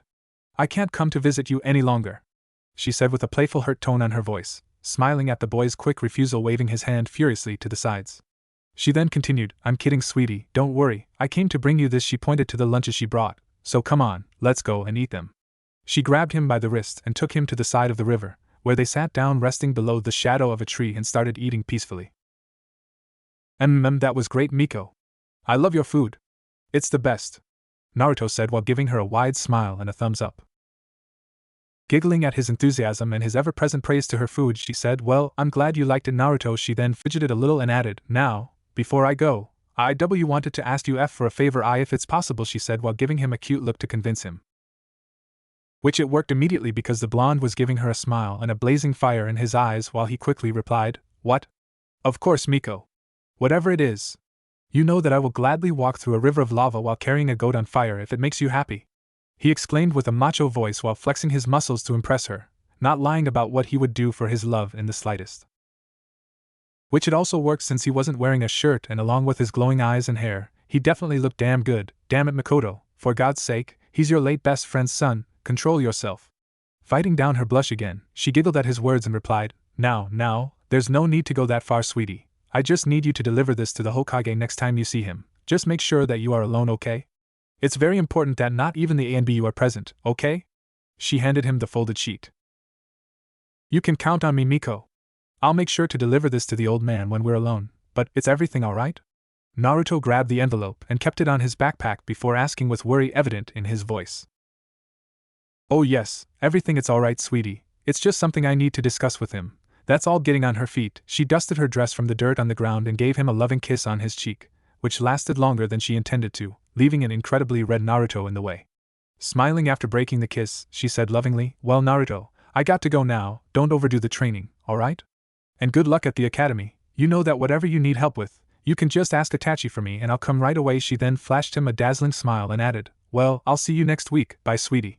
She waved at him and left with a blush on her cheeks while thinking, I just hope that Hiruzen will be able to ease the clan. Damn, she's so beautiful, yo, Naruto thought while touching the cheek that Mikoto kissed. Deciding to call it a night, he picked up his stuff and walked home, thinking about a dark-haired beauty on the way back home. 3 figures walked towards the Hokage Tower, They were on a meeting with the civilian head counselor when an ANBU interrupted the meeting saying that they have been summoned by the Hokage to discuss an urgent matter. What could be so important to call us at this hour? Do you have any idea, Danzo Koharu? Hamura asked to his fellow elders who were walking beside him. No idea, let's just hurry up and see what it is, Danzo replied dryly, keeping his cold demeanor. Arriving at the tower, they headed to the Hokage's office, and once outside of it, they knocked on the door. They heard the voice of the Hokage saying come in and proceeded to open the door. After the three walked into the room, they noticed that the third was there with Weasel at his side. We are here, Lord Hokage. What is it that you wish to discuss so urgently with us? Kohara asked after the three elders stepped into the room. Urging them to take a seat, Hiruzen motioned Weasel to come close and said, Yes, Weasel, please inform them of everything you just told me. Very well. Itachi removed his ANBU mask and began. As you might know, my clan is currently in a turmoil. My father and the rest of the council feel that we are not given the respect that we deserve, so they are planning to force Lord Third to choose his successor from the Uchiha clan, and if the Hokage is to refuse, they are planning to stage a coup to take control of the village by force. Also, they've asked me to spy on everything I see at ANBU HQ and whenever I guard Lord Hokage. He explained with a stern look. I knew that something was brewing inside the Uchiha clan, but to think they would go so far as to risk a civil war just to take the power of the village. Kohara said worriedly. She was a pacifist, and she really didn't like where this was going. This is indeed very troubling, Lord Hokage. What is that you intend to do?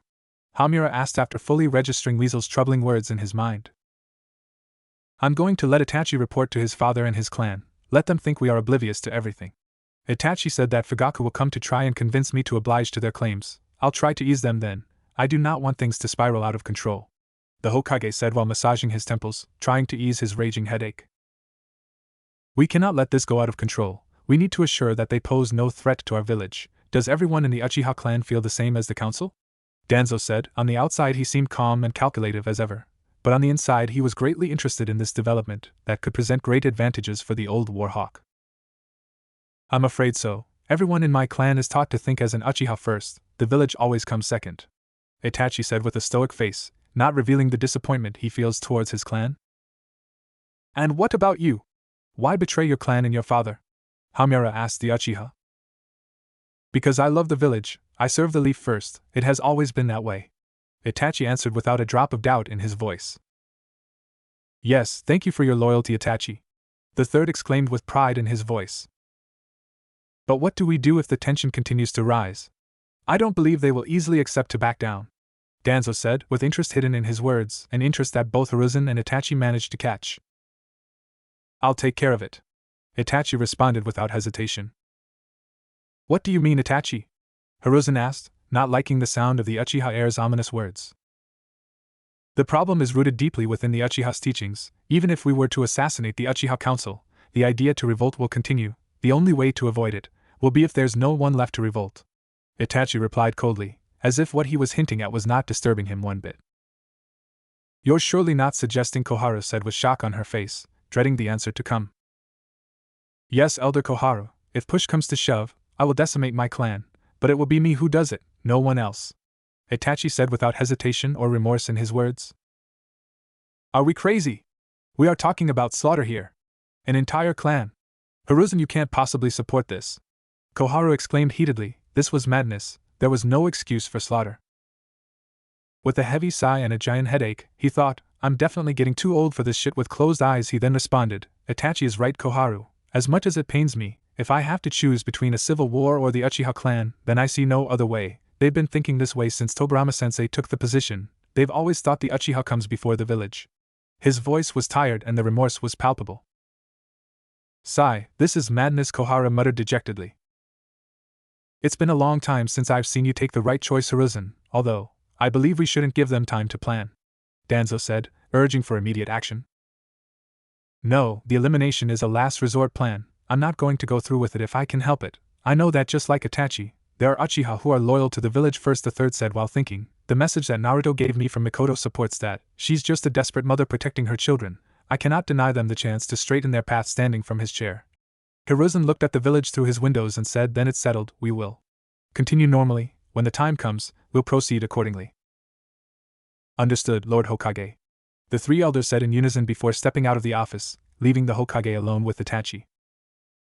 I'm sorry about this, Itachi. I cannot even fathom how hard it must be for you to do this, the third said to Itachi with an apologetic smile.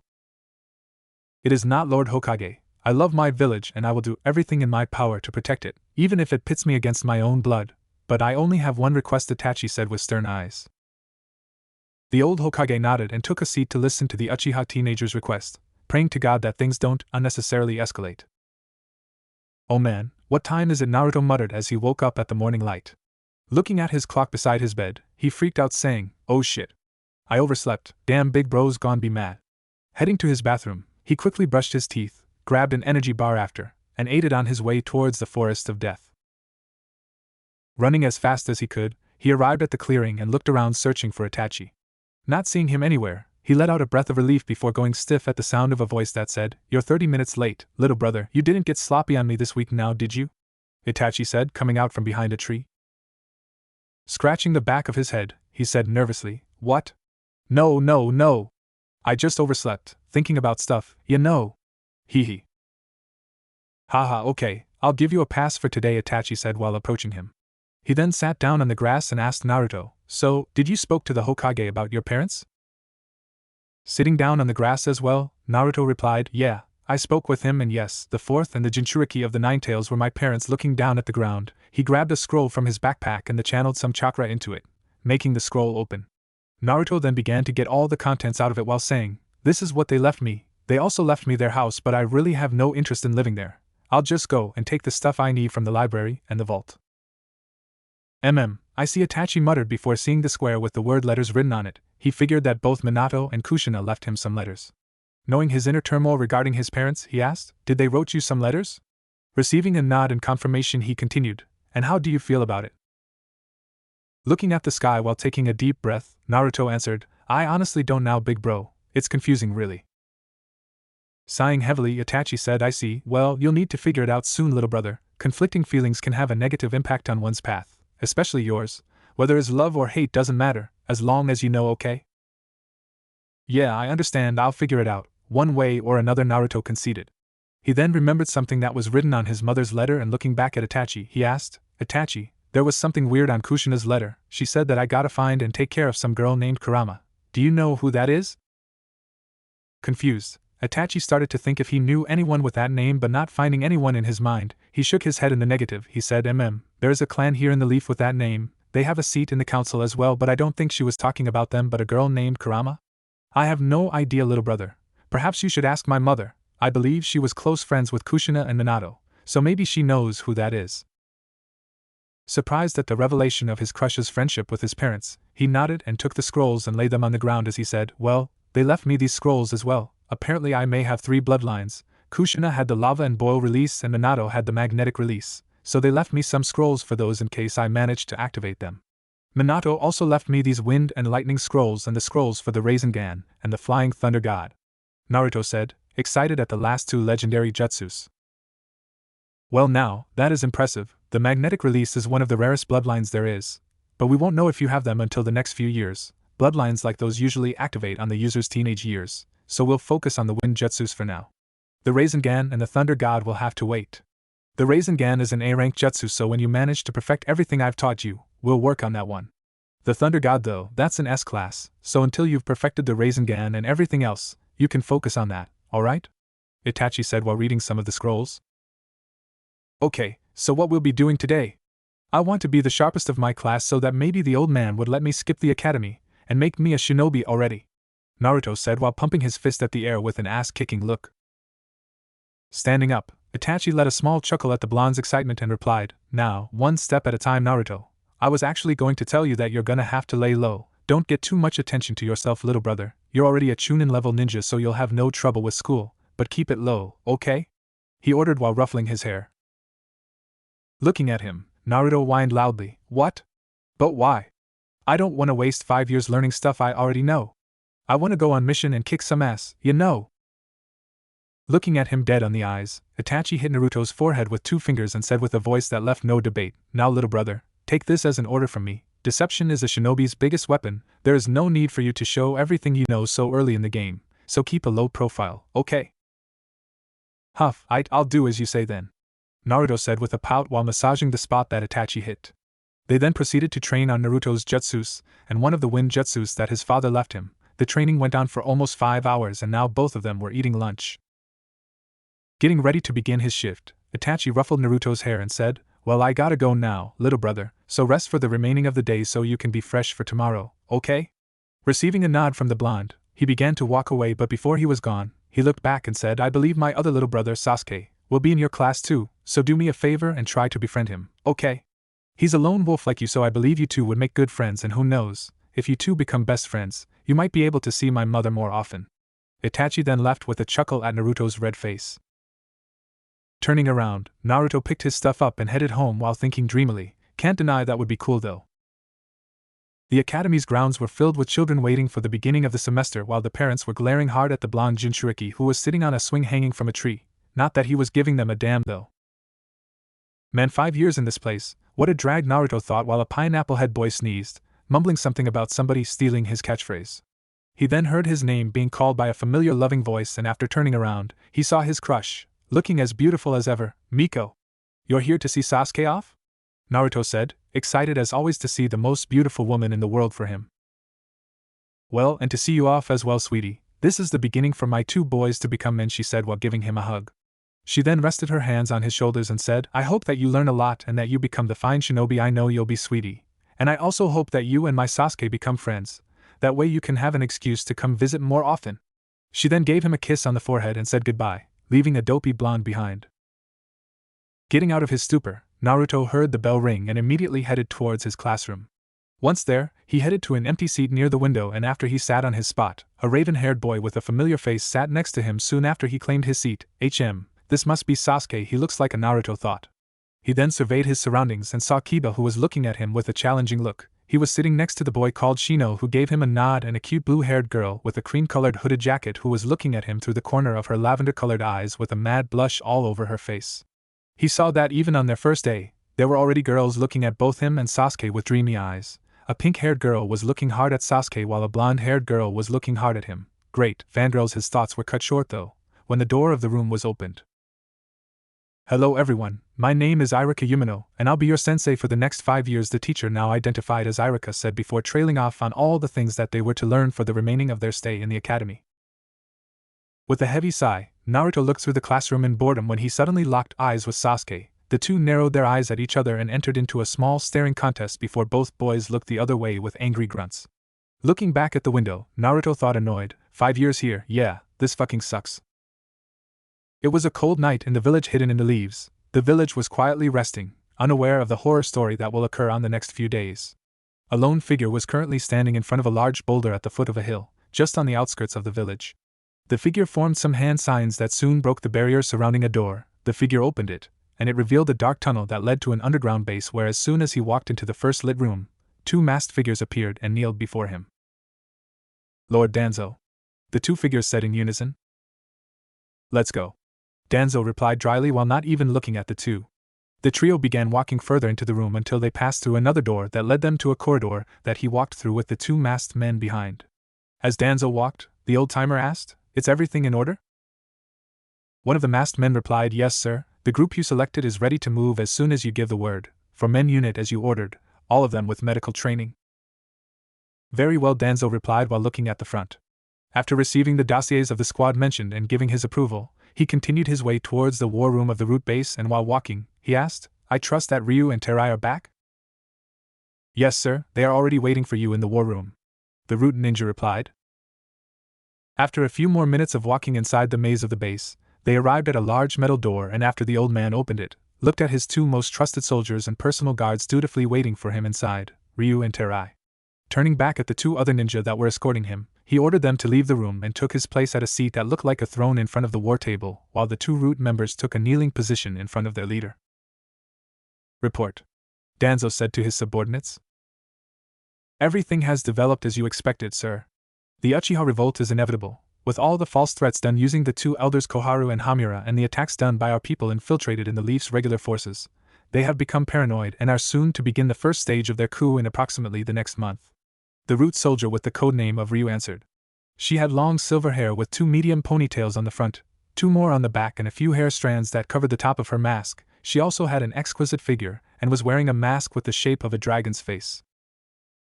Excellent, Danzo replied with an excited but barely noticeable smirk on his stern face. He then added, what about Shisui Uchiha? Did you succeed in our objective? Yes, sir, Terai replied this time. He was wearing a cream-colored hooded coat and a mask with 3 red curved lines above both eyes. He then took out from inside his coat a jar containing 2 eyes with an onyx pupil. We extracted Shisui Uchiha's eyes as you requested and put evidence that pointed at Itachi Uchiha as the responsible for the attack, he said while giving the jar with Shisui's eyes to Danzo. Looking at the jar on his hand, Danzo said to his 2 most trusted men, excellent job. Now that we possess the Mangekyo Sharingan, we can begin to implant it in my blind eye, Danzo said. He then stood up from the throne and walked towards the exit of the room with the 2 root ninja following behind. Without looking back, he added, be ready to move with the special team that we've prepared. Sarutobi has called on an emergency meeting, so it appears that Itachi will make his move now.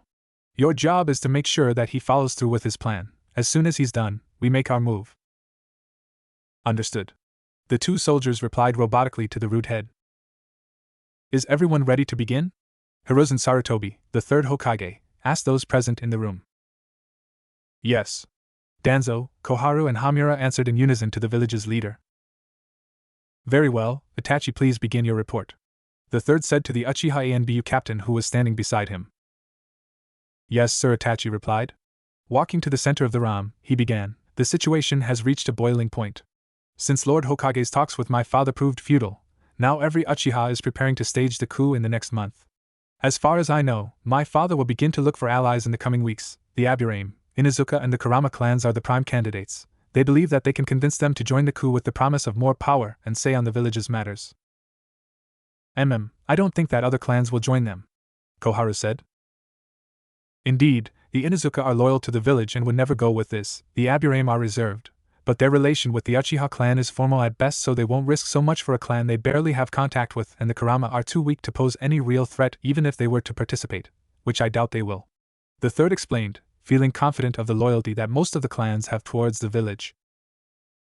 Indeed, I think that my father and the rest of the council know this as well. That's why in the last 2 years since this started they have been making sure to turn every Uchiha to their beliefs. I'm probably one of the last few who fights for the village first, Itachi replied, with a distant tone in his voice.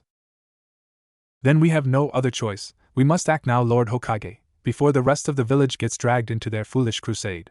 Danzo replied with an urgency that did not go unnoticed by the other experienced shinobi in the room. Just what the hell are you up to, Danzo? The 3rd thought, knowing very well that his old rival was scheming something. Closing his eyes and massaging his temples, Sarutobi said with a pained voice, yes, I'm afraid that we must take action, Itachi. Are you really willing to go through with your plan? Itachi closed his eyes for a moment, and after a few seconds, he opened them and with a stern voice that carried no doubt but with pain clear in his eyes, he responded, yes, Lord Hokage, I see no other way. My clan's ambition will end up hurting the village more than help it. I will carry out the extermination of the clan myself. Forgive me, Hashirama-sensei, the Hokage thought with sorrow at the idea of giving the green light to the massacre of one of the founding clans of the village he swore to protect. We will be forever in your debt, Itachi. You truly are the greatest example of the will of fire side, do we all agree? The 3rd asked to the elders. Yes, Hamura said. Yes, Danzo said while hiding a devious smirk. No, but it doesn't matter anymore. The only thing I can ask you, Itachi, is that you do it as painless as you can, Koharu said with a defeated voice. Yes, Elder Koharu, they are my family after all, Itachi said with an expressionless face that hid the pain in his heart very well. He then continued, the only thing I ask of you is that Sasuke lives. I know that he can bring honor to the Uchiha again, and with the right people around him, he will bleed for this village as much as I did. Yes, Itachi, we will protect Sasuke and honor your sacrifice to the very end, the Hokage said with a sad smile to the Uchiha before continuing, then it's settled. Take this days to take care of anything that you may have unfinished. You will act in 1 week from now. He looked at the elders and called the meeting to an end, with the elders leaving after a thank you to the Uchiha, leaving Itachi alone with the Hokage. Hiruzen? Itachi said, using his name as a signal that he wanted to ask something as a regular man rather than a ninja under his command.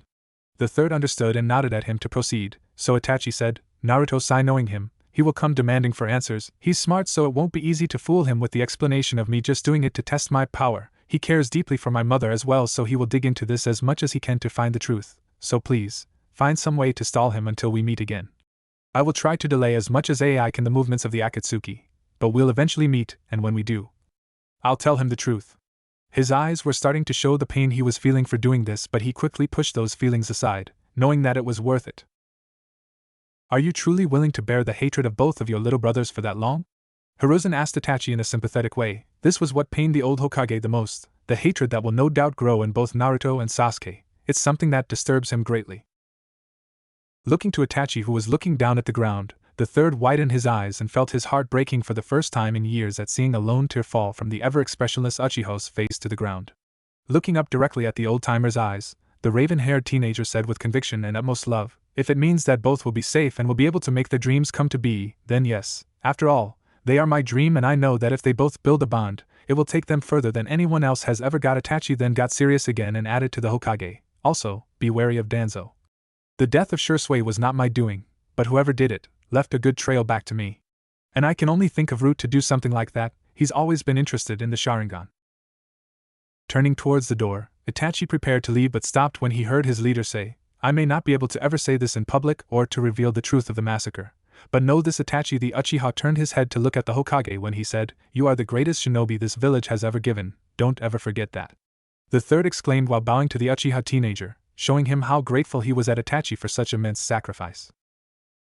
Giving him a nod in thanks, Itachi left the room soon after, leaving a third Hokage to look at the sleeping village while thinking somberly, what a sad day. "Alright, that's enough, now let's see," Iruka said to Sasuke and Naruto, who were currently in the middle of a taijutsu spar. Looking at the board on his hands, Yumino claimed while looking at Sasuke, "Well, Sasuke, in your ninjutsu you scored a 10, in accuracy with kunai and shuriken, you scored a 9, and in taijutsu you scored a 7, good job, Sasuke."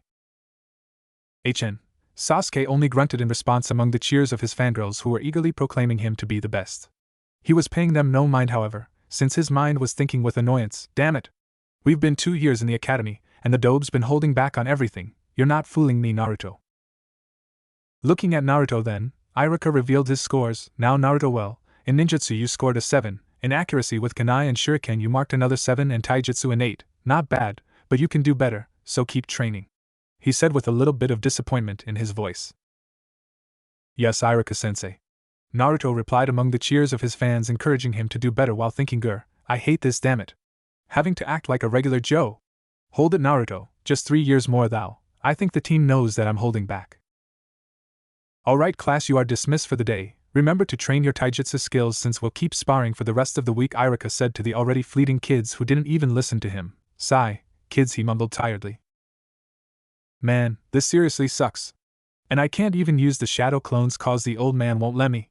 You need to be there to spend some time with people of your age," Naruto said to himself with a mock voice of the third Hokage. "Indeed, it's been 2 years since our favorite rap-loving knucklehead entered the academy, and it's been boring. The fact that he cannot show them what he can really do and must hold back on everything to not catch everyone's attention just makes it worse. He used shadow clones once, but the third forbade him to use them so he could spend time with kids like him, since the only people he ever interacted with were grown-ups. Man, I'm sure that only Sasuke would give me a run for my win. Everyone else mostly suck," he muttered angrily. His rant was interrupted, however, when a low roar coming from his stomach broke him out of his thoughts. What you said?" he asked his stomach, that strangely roared back as if answering, "Ichiraku's, huh?" "Well, if you insist," he replied happily, not paying any mind to the freaked-out looks from the villagers around, thinking he was talking to the 12 Wings. He kept walking until he found a small stall that he approached and proceeded to move the curtains that stopped the dust from entering. He then sat on one of the bar stools and screamed, "Hey old man!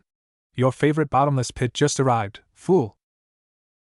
Soon after his greeting, a sound of stuff falling to the ground followed by some curses was heard before a middle-aged man popped his head out and said, "Wah! Oh, Naruto my boy, how are you? How was school today, huh?" Ichiraku replied with a wide smile aimed at his favorite customer. "I'm good, thanks. And school was boring as usual," Naruto replied with a huff and a pout before continuing, "Anyways, I'm hungry. You know what to do, old man," he enthusiastically exclaimed. "Haha, alright, let me go and make you your food. Come, Naruto is here. You've been waiting for him all day, so come and keep him company while I make his food." Tucci screamed and then chuckled when he heard a squeal followed by a curse and the sound of someone running on the back. A 14-year-old brunette girl with brown eyes appeared from the back of the stall screaming at the veteran chef, "Dad! Shut up!" While what if she suddenly noticed that Naruto was there, watching the scene with amusement, seemingly enjoying the girl's distress. "Oh. Now Naruto. Hi.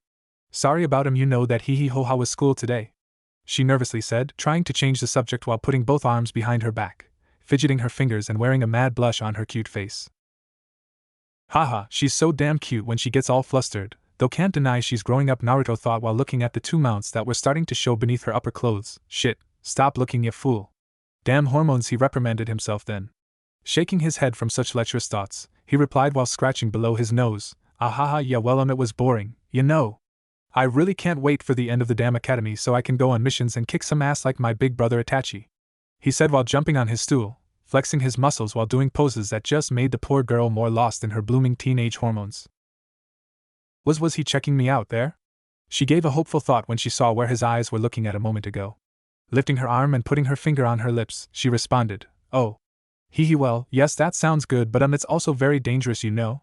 She said with worry in her voice. She wasn't very comfortable with her crush becoming a ninja.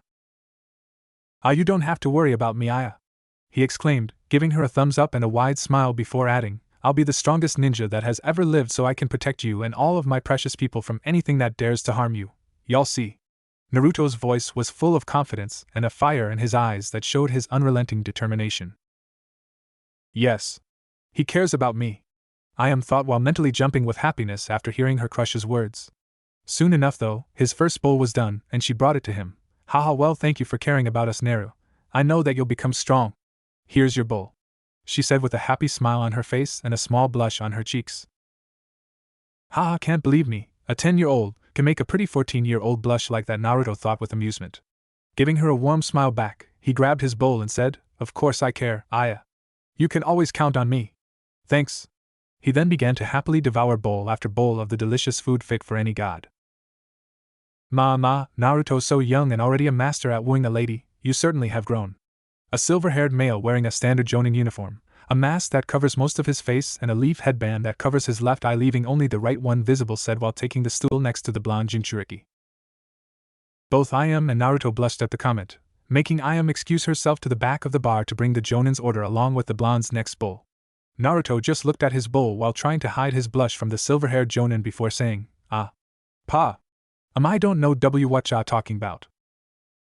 Haha, sure thing, little one, sure thing, Kakashi answered amusedly to his surrogate son. A year ago, Kakashi left the position of ANBU commander and took on the position of Jonin again, per request of the third Hokage, since it was the Hokage's wish that Kakashi would take on as sensei of Naruto and Sasuke's team once they graduate, as the third wanted to put the two of them in the same team and Kakashi was the best suited for the job as their sensei, which he reluctantly accepted.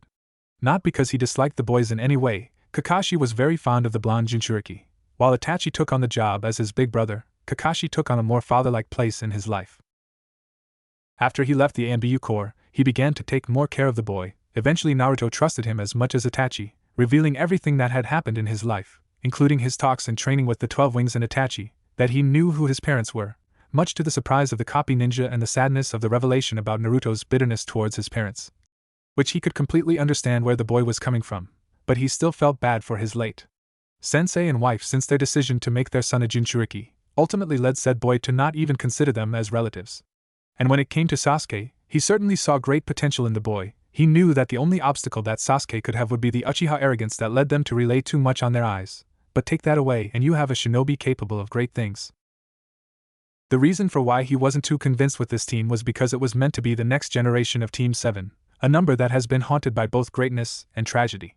The first generation was led by none other than Tobirama Senju, the second Hokage, and had as members Hiruzen Sarutobi, Koharu Yutane, Hamura Mitokado, Danzo Shimura, Kagami Uchiha and Torifua Kimichi. The team produced a Hokage in Hiruzen Sarutobi but was struck by tragedy after a mission that cost the life of Kagami, who was one of the few that Danzo truly trusted.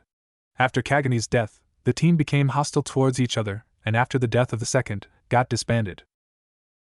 The second generation of Team 7 came to be after the induction of a 3-genin squad led by a Jonin as a standard model. It had Hiruzen Sarutobi as squad leader and was comprised by Tsunade Senju, Jiraiya and Orochimaru. The three went on to reach levels above almost all but the Kage. They got dubbed as the three legendary Sannin by Hanzo of the Salamander during the Second Great War and became feared throughout the lands until Orochimaru was caught experimenting on civilians and betrayed the Leaf Village, becoming one of the most dangerous missing nin in shinobi history. The third incarnation of the team was led by Jiraiya of the Sannin and was comprised by Minato Namikaze, Fugaku Uchiha, and Aiko Kurama. The team produced yet another Hokage in Minato but was struck by tragedy again when Aiko was captured and brutally murdered by a cult. Fugaku had made an arrogant mistake that almost got everyone caught, but Aiko took a bullet for her team and paid the price. Her death caused hostility between Minato and Fugaku, and not even when the former became Hokage disappeared, it grew even more. The fourth and last generation of Team 7 was led by Minato Namikaze, and it consisted of Kakashi Hatake, Rin Noura and Obito Uchiha. The team produced another legendary shinobi in Kakashi, but Obito perished in battle during the Third Great War and Rin was killed by Kakashi when she defected to Mist. Hoping that the tradition would break with the next incarnation, he finished his bowl and said to Naruto, "Now, I have a message from Itachi to you." He then gave a folded sheet of paper to the blonde and bid goodbye. "Oh, okay, well, see you later, Pa." The Jinchuuriki replied to his father figure before he opened the sheet and read it. "Hey little brother, listen, I'm gonna have to cancel the next 5 days of your training with me. I have a mission so I won't be around, but I'll see you on Saturday, so use this days to rest and spend some time with your friends or my mother. Don't get all lazy on me, brother." "Oh man. This sucks. Well, I'd better find something to do. Spending time with Miko does sounds good," Naruto thought with a mad blush before paying for his food and saying his goodbyes to a blushing teenage girl and her amused father. He then headed to his apartment while thinking, maybe a prank spree? Yeah. I haven't made as much pranks as before, better make sure my handlers are not getting rusty. Mikoto Uchiha was a mess. She could feel the tension building inside her home and her clan, and she was getting worried by the second. It has been 2 years since her husband's plan on taking over the village had been set in motion, and despite the honest efforts from the third Hokage to quell the hostilities, the arrogance of her clansmen prevailed, and now they are to stage a coup in a month's time. She was devastated. Her eldest son Itachi just seems colder and colder as the days go by since he accepted the task of spying on the village's leadership, and her youngest son seems to be stressed about the clear indifference that Fugaku was giving him.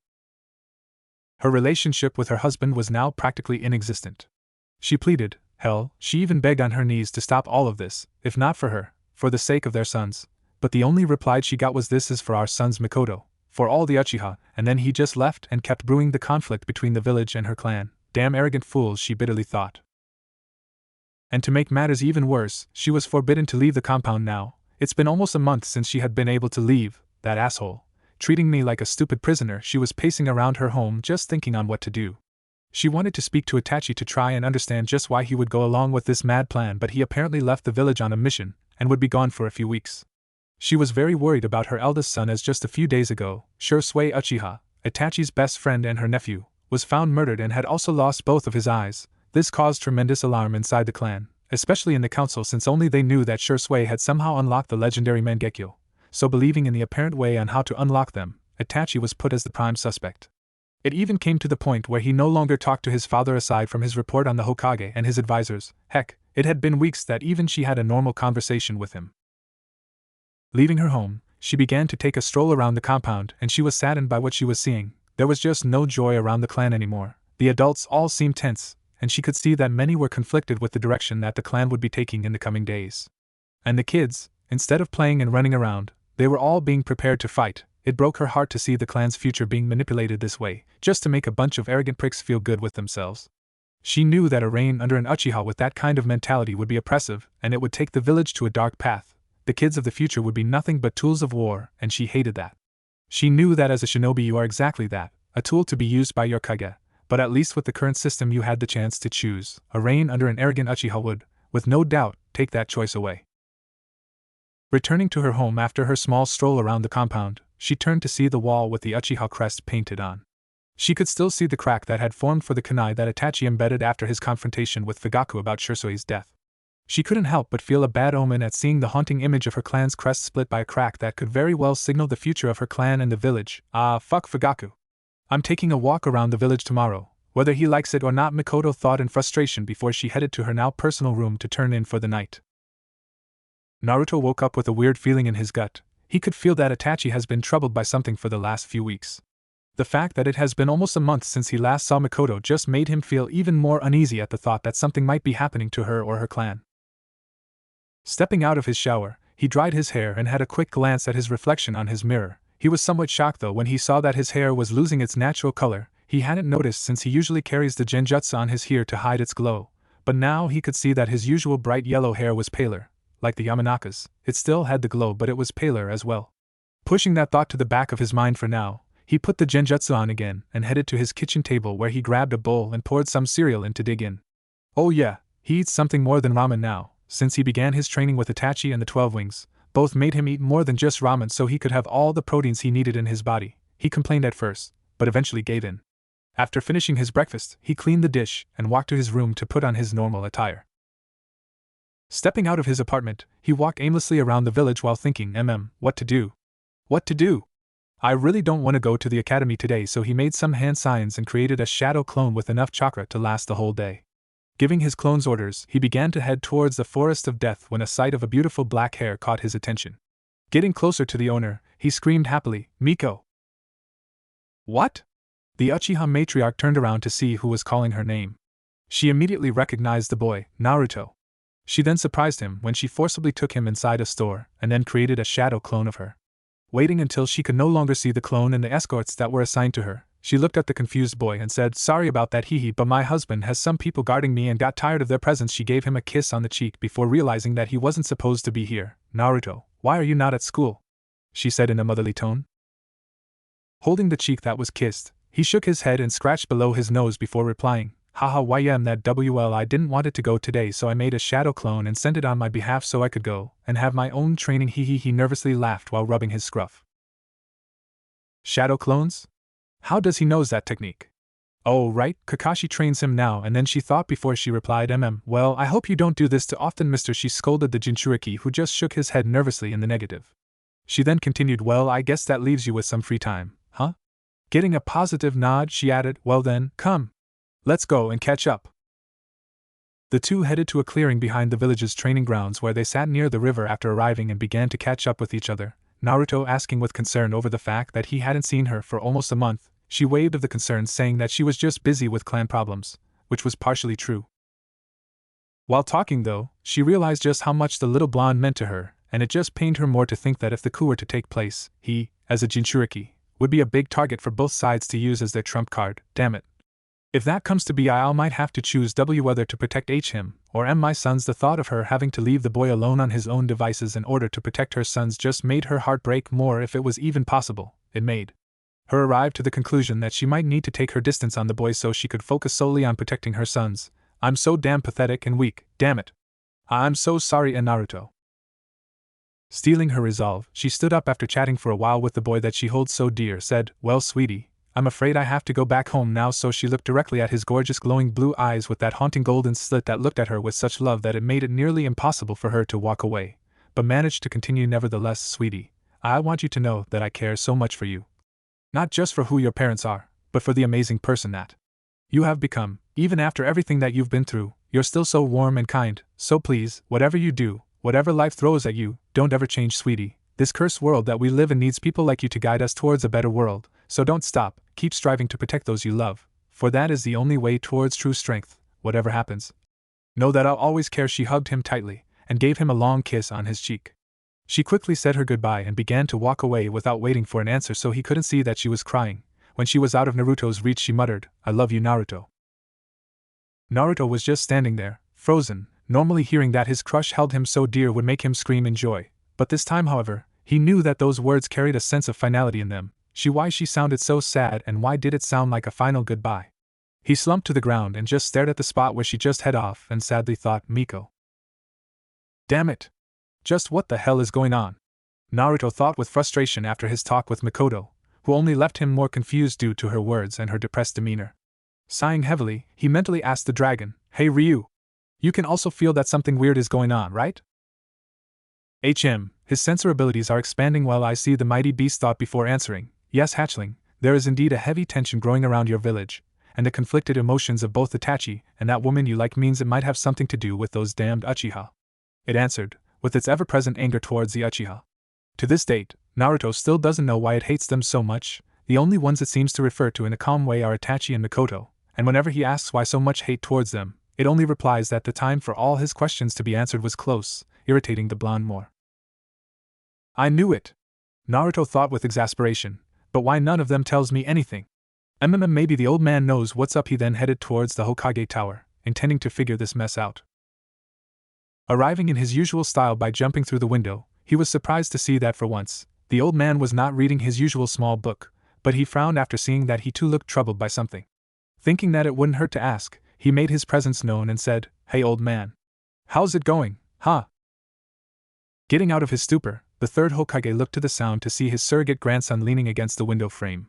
Giving him the best smile that he could muster at the moment, he replied, "Ah, Naruto my boy. Good son, everything is alright, how about you? How's the academy been for you?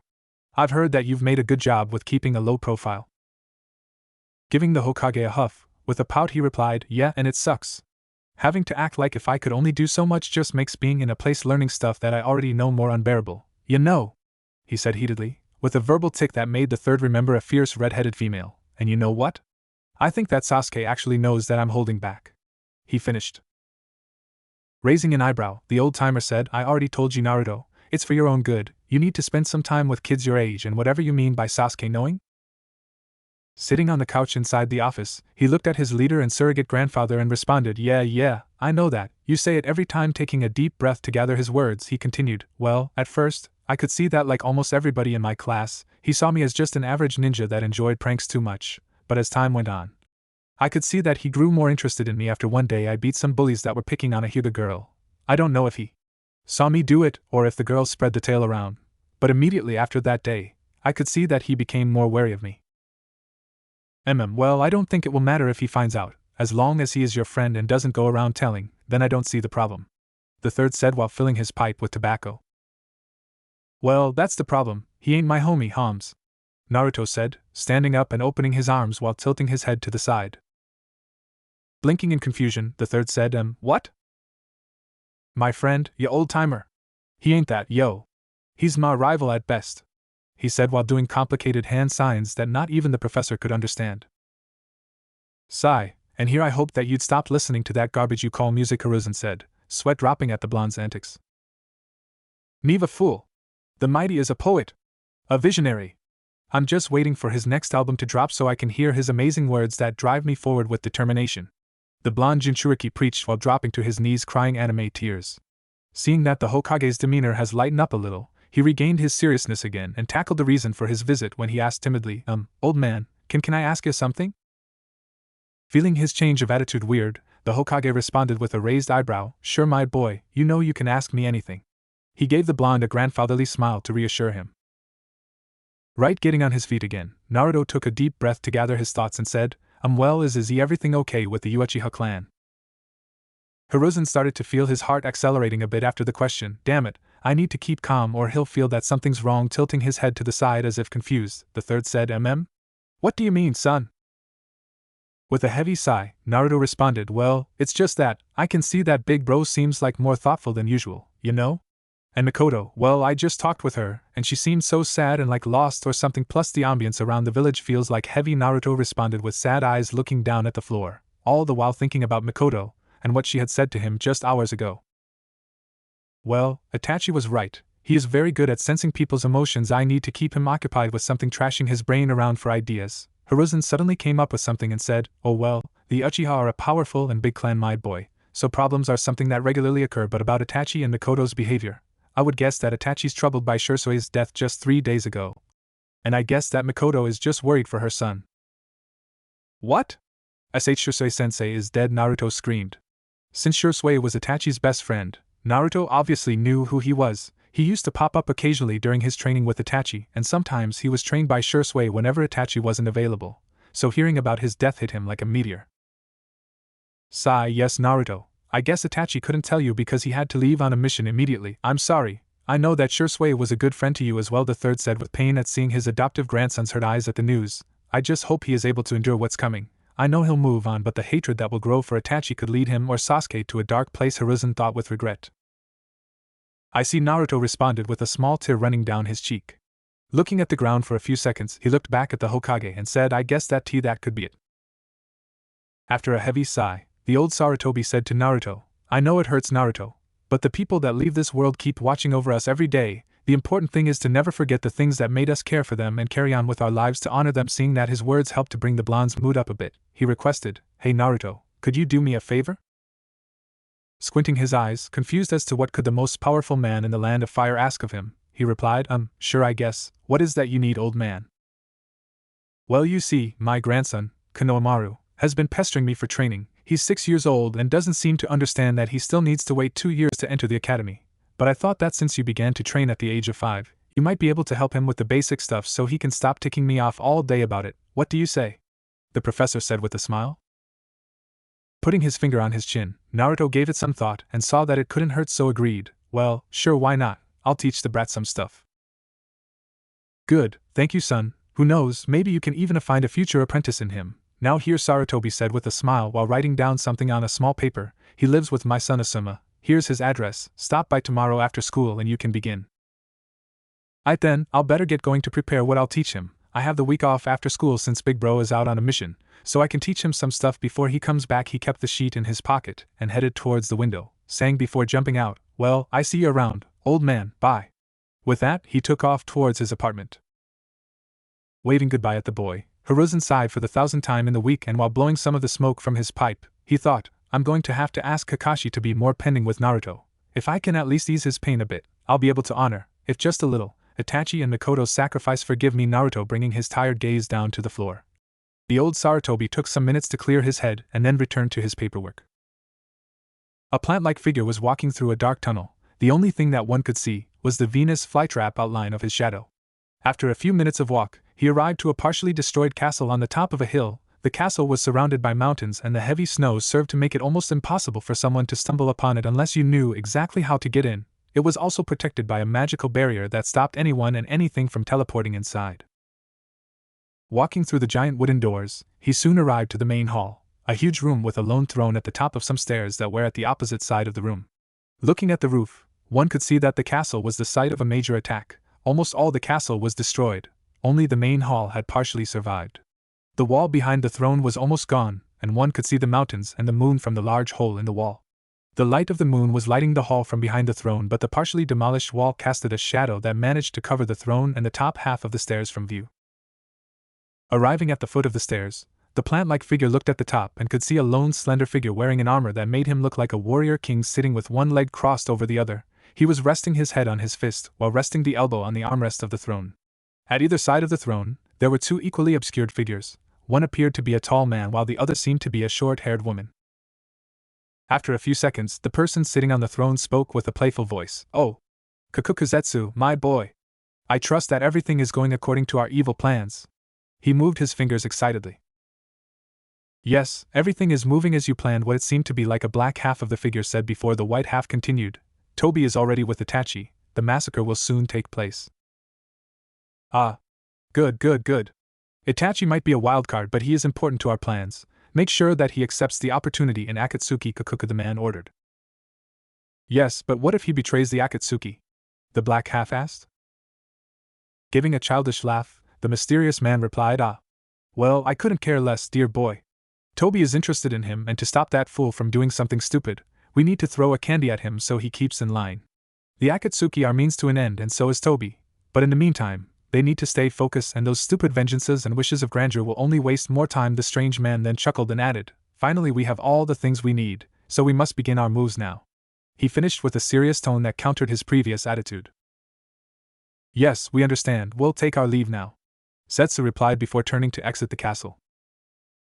After disappearing from sight, the female asked, "So, are we making our move now?" "Oh no, my dear, not just yet. We'll let our little friends have their fun for a while. Once they've accomplished their goal, we move," Kakuka the man on the throne said, giving a playful laugh at the end while thinking, "It's almost time, Granny, almost." "Stupid school, stupid kids, stupid teachers," Naruto mumbled while making his way to the Hokage's grandson's house. "Seriously, I'ma lose my shit soon, son." Shaking his head from his frustration, he arrived at the Sarutobi compound and began to search for the right house.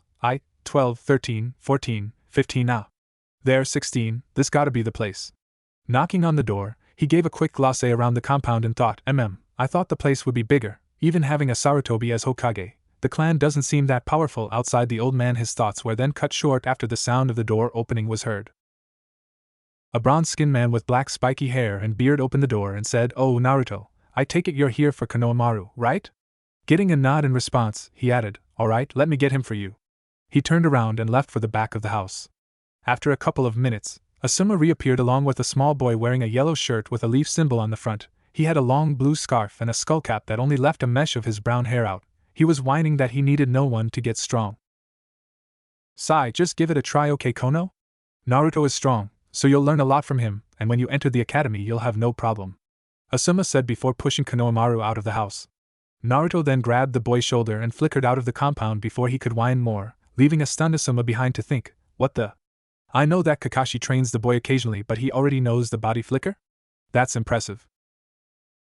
Arriving at the middle of the forest of death, Naruto appeared on a puff of smoke while grabbing a stunned Konohamaru, but since he didn't want it to acknowledge anybody, much less this blonde, he freed himself from his grip and said, Huff, if you think that you've impressed me with that simple trick, you are wrong. I already told Uncle Asuma, I don't need anybody's help. I'll defeat the old man by myself and I'll take the Hokage position so that everybody respects me. Geez, is like looking at myself when I was younger, the blonde Uzumaki thought with a drop of sweat on the back of his head. He then crossed his arms and said with an incredulous look, oh, really now? Think you can take the geezer down on your own, huh? Pointing at Naruto, Konohamaru said, for sure. The old man stands no chance against me. Taking a few steps away from Konohamaru, Naruto took a fighting stance and said, well then, if you are so sure, then come at me, let's see if you can bite as hard as you bark, little boy. He was trying to make the boy lose his temper while doing a come here hand gesture. The taunt definitely worked since the boy got red out of rage and screamed, I'm not a little boy. I'll show you. Konohamaru ran straight at Naruto trying to land a punch, at which Naruto just sidestepped without any problems. Taking the opportunity, Naruto quickly crouched behind Konohamaru and said, let me show you the most horrible forbidden jutsu of our village. He closed his hands together with only the index and middle fingers pointed directly at Konohamaru's ass and said, Hidden Leaf's secret finger jutsu, 1,000 years of death. Using chakra to enhance the strength of the attack, he shot his fingers forward and successfully inserted the technique into Konohamaru's bottom, making him scream in pain, thinking that nothing could be more painful than what had just happened to him. Crashing a few meters away from Naruto, Konohamaru quickly began to rub his butt and with some tears in his eyes screamed, hey! That hurt! What the hell was that? That was me teaching you that you are not strong enough to beat the old man as you say, Naruto said while walking towards him. That's not true. It was just a fluke. The small boy heatedly responded, still rubbing his sore butt. With a heavy sigh, Naruto crouched in front of the Sarutobi boy and said, Konohamaru, why do you want to be Hokage? Feeling a little confused by the sudden question, Konohamaru quickly jumped to his feet and said while pointing at Naruto, easy. So everyone will acknowledge me as Konohamaru and not as the honorable grandson. Massaging his temples, Naruto retorted, do you even know what a Hokage does? Of course. They are the strongest of the whole village and fight only the best, Konohamaru said eagerly. Konohamaru, do you have people you love? Naruto said. What? Ah, well, yes. I'm the old man and Uncle Asuma, the boy responded. And do you want to protect them? Naruto asked quickly after the boy's response. Obviously, Konohamaru said, not seeing where this was going. Well then, that'll make it easier for you to get this into that thick skull of yours, Naruto said, laughing after seeing the taunt working and making the boy angry while thinking, haha, yup, just like me. He got closer to Konohamaru and put his hand on the boy's shoulder saying, Kono, a Hokage is someone that protects the village with every drop of sweat he or she's got. To be Hokage you don't only have to be the strongest around. You have to be compassionate, wise, just, you must always see. For the good of every person in the village, you must love the leaf with everything you've got. Kono, your reasons to be Hokage are completely selfish. You want to do it for yourself, not for the common good. Being Hokage is being the most selfless person in the village, for you will always have to put the common good before your own desires sometimes, even your own family, he said with bitterness at the last part of his speech. Looking at Naruto with awe and a few tears in his eyes, Konohamaru whispered, Oh, how would you know all that? Patting the boy's head, Naruto replied with a chuckle, because I was just like you. Earning a surprised look from the boy. Continuing, he added, yeah, haha, I had the same dream for the exact same reason, until my big brother told the same thing I just did and I finally understood what being Hokage truly meant. Taking some steps away from the odd boy, he gave Konohamaru a confident smirk and asked, So what do you say, Kono? Are you willing to work your ass off so you can become a true Hokage? There are no shortcuts for that. You'll sweat, cry and bleed to get there, but if you truly want that, then I have no doubt that one day, you'll take the hat from me. Wiping what was left of his tears, Konohamaru gave Naruto a wide smile and said with confidence and fire in his eyes, You got it, boss. I promise that I will work harder than anyone. I won't let you down, boss. That's the attitude, Naruto said with a smile after seeing his now new apprentice so focused on his dream. For the next 3 days, that was Naruto's routine. He would go to the academy in the morning, then he'll head to Ichiraku's for a quick bowl or a dozen, and then he would meet Konohamaru outside the Forest of Death to train him. The little Sarutobi had certainly grown on the Jinchuuriki. Since their little talk the day they met, the boy has had a major change in attitude. He even stopped his assassination attempts on the third. Much to the surprise and delight of the same, Naruto could see that if the boy kept this going, he would be the one that could become his protege. However, today, he was excited. Today was Saturday, and his big brother was to be back on the village. He took a shower, had a bowl of cereal, and headed to the training ground that Itachi uses. As soon as he arrived, he suddenly felt his sense of danger go nuts, so turning around, he saw a barrage of kunai heading straight at him. Seeing that he has no time to escape and nothing to substitute himself with, he made a small jump, and after some hand signs, he screamed, "Wind style, great breakthrough." Aiming his mouth towards the ground, he blew a strong stream of wind, successfully propelling him out of harm's way. However, he didn't have any moment to catch his breath, since as soon as his feet touched the ground, a large ball of fire was shot at him. Getting over his seconds of panic, he formed more hand sings and said, "Earth style, mud wall." He slammed his hands on the ground, and a giant wall made of mud rose from the soil, successfully stopping the fire attack. After the smoke from the fire died down, Naruto looked around trying to find his attacker when suddenly, the sky began to tint red and the ground started to shake, and looking up, his eyes almost popped out of his sockets after seeing a big-ass meteorite coming from the sky at a fast pace. Quickly regaining his wits, he thought, "The fuck? What the hell is this? A genjutsu? Yeah. That's it." He then stopped the flow of his chakra and said, "Release." Releasing him from the genjutsu just in time to see that his attacker has decided to take the fight to the physical stage. He immediately ducked a kunai that passed by him just millimeters above his head and quickly grabbed one from his pouch. Taking a few steps away from the attacker, Naruto threw some shuriken at his attacker and screamed, "Shuriken Shadow Clone Jutsu." As those words left his mouth, the 5 shuriken he threw turned into 20, which forced the attacker to take a defensive stance to avoid being pierced by the sharp objects. Taking advantage of this, Naruto made some hand signs with incredible speed for a kid and said, "Fire style, fire crow." A medium-sized crow made of fire made its way towards the attacker, but unfortunately for Naruto, the attacker was even faster than him. Finishing his hand signs, the attacker said, "Fire style, fire crow." A slightly larger crow of fire appeared from his mouth and made its way towards the other fire crow, exploding the moment the two made contact.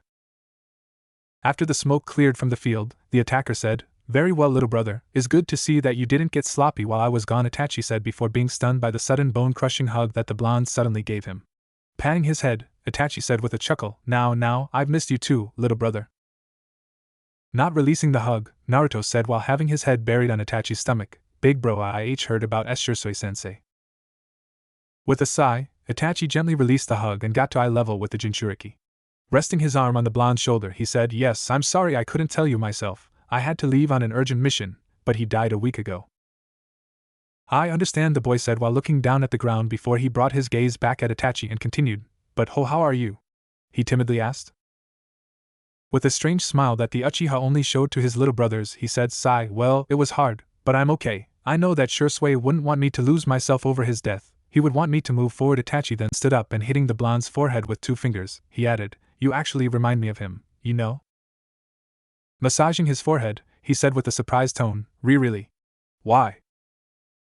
Placing his hand on his chin, the Uchiha teenager responded, "Well, he was just like you. He loved pranks, he was smart, and always took on everything head-on, and like you, he was fiercely loyal to his precious people and would stop at nothing to protect them," Itachi said fondly while thinking about his late best friend. Looking at the blonde again, he continued, "But even if he's gone now, it is our job to keep on living and to carry on with our dreams, just like he did until the very end." With his eyes glued to the ground, Naruto thought over what Itachi said, and after some moments, he looked back at his elder brother figure and said, Did he had a dream?" "Ah yes, an amazing one, little brother." Looking at the sky, the Uchiha continued, "You see, Shursui met a beautiful girl a couple of years ago on a mission that he did along with me. We were supposed to assassinate a corrupt judge in the land of claws, but apparently, Rock had the same idea, so they sent a kunoichi to do the job.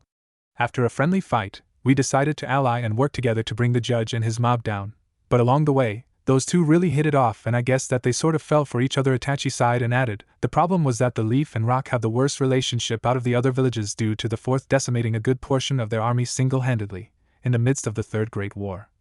So being together was not an option." Looking back at the boy to see that he had his complete attention, he regained his breath and carried on with the story. "So after we said our goodbyes, he told me something on our way back home that I will never forget. Flashback. Itachi and Shisui Uchiha were hopping over tree branches after having successfully finished their mission in the Land of Claws. Immediately after saying goodbye to the rock kunoichi, they began their trek back to the leaf. You know, Itachi, Shisui said after the long silence. What? His stoic best friend replied. I just lost the opportunity to be with an amazing woman, and all because of this damn cycle of hate that just does not seem to stop. All around our continent, and probably the whole world, countless of people are suffering for grudges that are older than even our own homes. Shisui explained with a small amount of anger in his voice. Not really knowing what to say to his saddened best friend, Itachi looked back at the front and replied, Yes, we do live in a cursed world. I'm gonna change that, Shisui said with determination. Surprised by his words, Itachi looked back at his best friend with a raised eyebrow and asked, How? Looking back to where they came from, Shisui took a deep breath and looked directly at Itachi's eyes when he replied, I don't know, but if there is such a thing as peace, and I mean a true peace, one where we can live together as humans, not as soldiers fighting for different flags, a peace where a leaf boy can freely fall in love with a rock girl and start a future together, if such a thing exists, turning his head forward, he said with a confident voice that held no doubts on his determination. I will find it, no matter what. With a small smirk on his face, Itachi looked forward as well and asked his friend, what was her name anyway? With a small smile on his face, Shisui replied, Kuratsuchi. End flashback. He had the dream that one day we would find a way to unite the people, so that nobody would ever be afraid to befriend someone from another village, but now, it's up to us, little brother. Itachi finished his story and looked back at Naruto, who had his face down in thought. Kuratsuchi, Naruto thought, finding it sad that maybe she'll never know what happened to Shisui. Gaining a new resolve, Naruto looked back at Itachi and with a sad smile but a fire burning like Itachi has never seen before in his eyes, he said, I promise, big bro. I will carry on with Shisui-sensei's dream and I'll find a way to unite us all. And if I ever meet this Kuratsuchi girl, I'll tell her that Shisui never gave up. With an immense sense of pride flowing through Itachi at seeing his little brother carrying his best friend's dream forward, he looked at the sky and thought, it is indeed worth it. Naruto and Sasuke are my dream. I have no doubts now that any sacrifice that comes is worth it. For these two, he then looked down at Naruto and said, if somebody can carry on with that dream, it's you, Naruto. I believe in you, little brother. With a wide smile, Naruto got back on his feet and asked what was bothering him for the whole week. Itachi getting a hum from the Uchiha, he continued, is his Mikoto okay? I mean, I saw her earlier this week but she looked so sad and said things that sounded like I don't know, Weird Al, like a final G goodbye or something. At first I thought that she was just worried for you, but before that day, I hadn't seen her in almost a month, and she just looked so down, you know. Naruto said with worry evident in his voice. Patting the blonde's head, Itachi waved off his concerns saying, don't worry, little brother, since she's the matriarch of my clan, she's just been stressed by some things that have been going on inside the clan, but mother's just tired, that's all. She'll be back to normal soon, you'll see. Seeing that his words alleviated the concern in the boy a little, he continued, now, after that spar that we just had, I am really proud to say that I have nothing left to teach you, Naruto. You've grown into an amazing shinobi with a promising future. What you do from here on out, it's up to you, little brother. What? But I don't know if that's true. I wouldn't know what to do, Naruto said with great sadness, as if thinking that he would be losing Itachi. Now don't get so down, bro. This is a point that every shinobi reaches one day. When they do, it's up to them to choose the path they will take, and today is your day. I will always be there to guide you, he said with an incredible hidden sadness, knowing that it was a lie. But it must be you, the one that moves forward your own ambitions. Itachi finished with a proud smile. Giving his brother an honest smile back, Naruto replied, I understand now. I will work harder than anyone and I will grow strong so I can protect my precious people. And so I can make Shisui's dream, my dream, a reality. His determination and conviction were back strong after hearing those words, relieving his elder brother. That's my brother, Itachi said proudly to the blonde. They spent the rest of the day talking and fooling around until eventually they had to take their separate ways.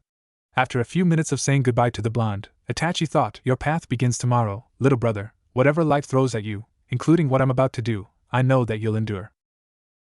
The next day, Naruto woke up feeling uneasy. He had a nagging feeling that something wasn't right. He could feel it everywhere. As he walked through the village, he could see that every shinobi was feeling uneasy as well. Something big was about to happen and he knew it. What is this feeling? Naruto thought while walking down the road that leads to Ichiraku's. Arriving at the ramen bar, he sat on his usual stool and said, Hey! Somebody here! Soon enough, Tuchi Ichiraku appeared from the back of the bar and said with a smile, Naruto, is good to see you, my boy, the usual? Receiving an affirmative nod from the blonde, he began to make his food when he heard Naruto saying, Hey old man? Do you feel that something's weird? Naruto asked while scratching his cheek. Looking thoughtful at first, the ramen cook kicked his rusty ninja skills on again and could feel that the blonde was right. There was indeed something heavy on the air, now that you mention it. Yes, the air around the village seems heavier, the veteran chef replied, putting the bowl of ramen in front of Naruto. With a frown, Naruto took the bowl and said between slurps, I knew it. Just what the hell is going on? Taking a thoughtful stance, the old chef replied, I don't know, my boy, but be careful, just in case. Yeah, I will. He finished his bowl and with a goodbye to the Ichiraku, he left the stand to look around and see if something was amiss. He couldn't find anything though. The third was not in his office today since usually on Sundays he would always do his work at home. He even searched for the girls he knew. Hana was out on a mission so he couldn't ask her anything. But both Anko and Yugao said the same, that they too feel that something was wrong. Yugao was the best sensor in the ANBU Corps and she said that she could feel that all the shinobi around the village too felt anxious. But apparently, no one knew what was causing it and the Hokage hadn't given any alert or orders to be wary, so everything was just a big mystery. Naruto spent the rest of his day fooling around with Shikamaru and Choji until their parents came to pick them up. He stayed in the park for a couple of minutes just looking at the stars and then headed home. When he arrived at his apartment, he took a bowl and made a quick dinner and soon after a quick shower to refresh himself, headed straight to bed, feeling incredibly tired for running around the village trying to figure out what was going on. He dozed off so hard that he couldn't feel that someone was inside his apartment. The figure walked stealthily towards the boy and then lifted the blonde shirt. The figure then channeled some chakra into the seal on the boy's stomach and after a few seconds, the figure felt his conscience being pulled into the seal. Opening his eyes, he could see that he was pulled into a forest with giant trees. It was a large forest since it seemed to have no end wherever he looked at, but he could hear waves hitting the coastline and soon after, a deep divine voice. Uchiha, the voice could be heard coming from the same direction that the waves were coming from. Itachi then made his way towards the sound and soon found himself looking at a beautiful sea, and as he looked up, he could see that the clouds were gray, but they didn't make the view sad. In fact, it made the ambience of the coast feel fresh and cool. Looking around, he saw a majestic beast, a beautiful 100 meters tall red dragon with black lines around its body. The dragon had 12 equally beautiful wings and was resting its giant head on its front legs. The best seemed to be peacefully relaxing with the cool breeze of the shore when, without opening its eyes, the 12 wings said, You called Uchiha? To be able to create such a beautiful place in your mind, you truly are amazing, little brother, Itachi thought before bowing to the dragon while saying, Yes, thank you for accepting to speak with me, Lord Drake. Opening its giant eye in surprise, the mighty being said, Well, you're certainly different from your clansman Itachi Uchiha. To be able to know my name, how did you know who I am, boy? The now identified Drake asked the Uchiha teenager with genuine surprise. Raising his head to meet the dragon's gaze, Itachi replied, Well, I've always found interesting the subject of the tailed beasts and where they come from. The knowledge is scarce and their beginnings are unknown. But when you appeared, nobody knew what you were, so people labeled you as the 10th tailed beast due to your 12 wings. But I could see that you weren't that, and I was not the only one. Some people, to this date, still debate whether you are a tailed beast or not. Regaining his breath, Itachi sat on the cool sand and continued, But one day, I was sent on a mission at the border of the continent to recover some artifacts that a wealthy collector was interested in. Then, I happened to stumble upon a beautiful village like I've never seen before. It was clearly a village built by refugees from the western continent, since it is common knowledge that that continent is plagued by wars even fiercer than ours. So it is possible to find refuges in the border of our continent, but this happened to be a well-hidden village. Since the moment I stepped in, the people noticed me. They were only wary though, since I was a foreigner. But then I thought that if nobody in my continent knows who you are, maybe these people knew. Looking at the dragon, he saw that the dragon was intently listening to his tale, so taking a deep breath to continue, he added, So I headed to a bookstore and asked the clerk if he knew anything about the 12 wings. At first he was confused, but when I described you, he immediately knew what I was talking about, and went to grab a book and gave it to me, saying that everything about you was in that book. Really now? And what did it say? Drake said, genuinely intrigued by the story. The book is called The Gods That Watch Over Us, and it talks about the 3 dragon gods that balance the world, all 3 with the distinction that they all have 12 wings. The golden dragon Emperor Zekrom, who is the god of the underworld, the white dragon Emperor Arkham, who is the god of light, and the red dragon Emperor Drake, who is the god of darkness. Is it true? Itachi asked the mighty beast. With a low chuckle, Drake said with a small smirk, Yes, it is true. Striking to see that humans can be so perceptive. Closing its eyes, the dragon relaxed again to the sound of the waves and continued, However, those are titles given to us by humans. My true title, the one given by my father to me, it's different.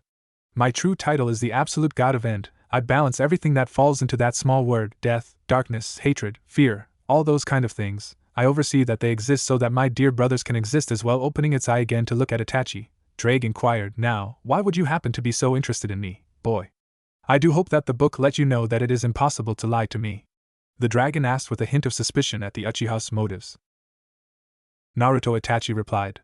Seeing the scales above the dragon's eye lift a bit as if confused, he elaborated, sigh, my mother was a very good friend to both Naruto's parents, especially his mother Kushina, so after the news that both her and the fourth died, my mother immediately wanted to adopt Naruto so he wouldn't be alone, but the third said that if she were to do that, it would raise too much suspicion about Naruto's true heritage.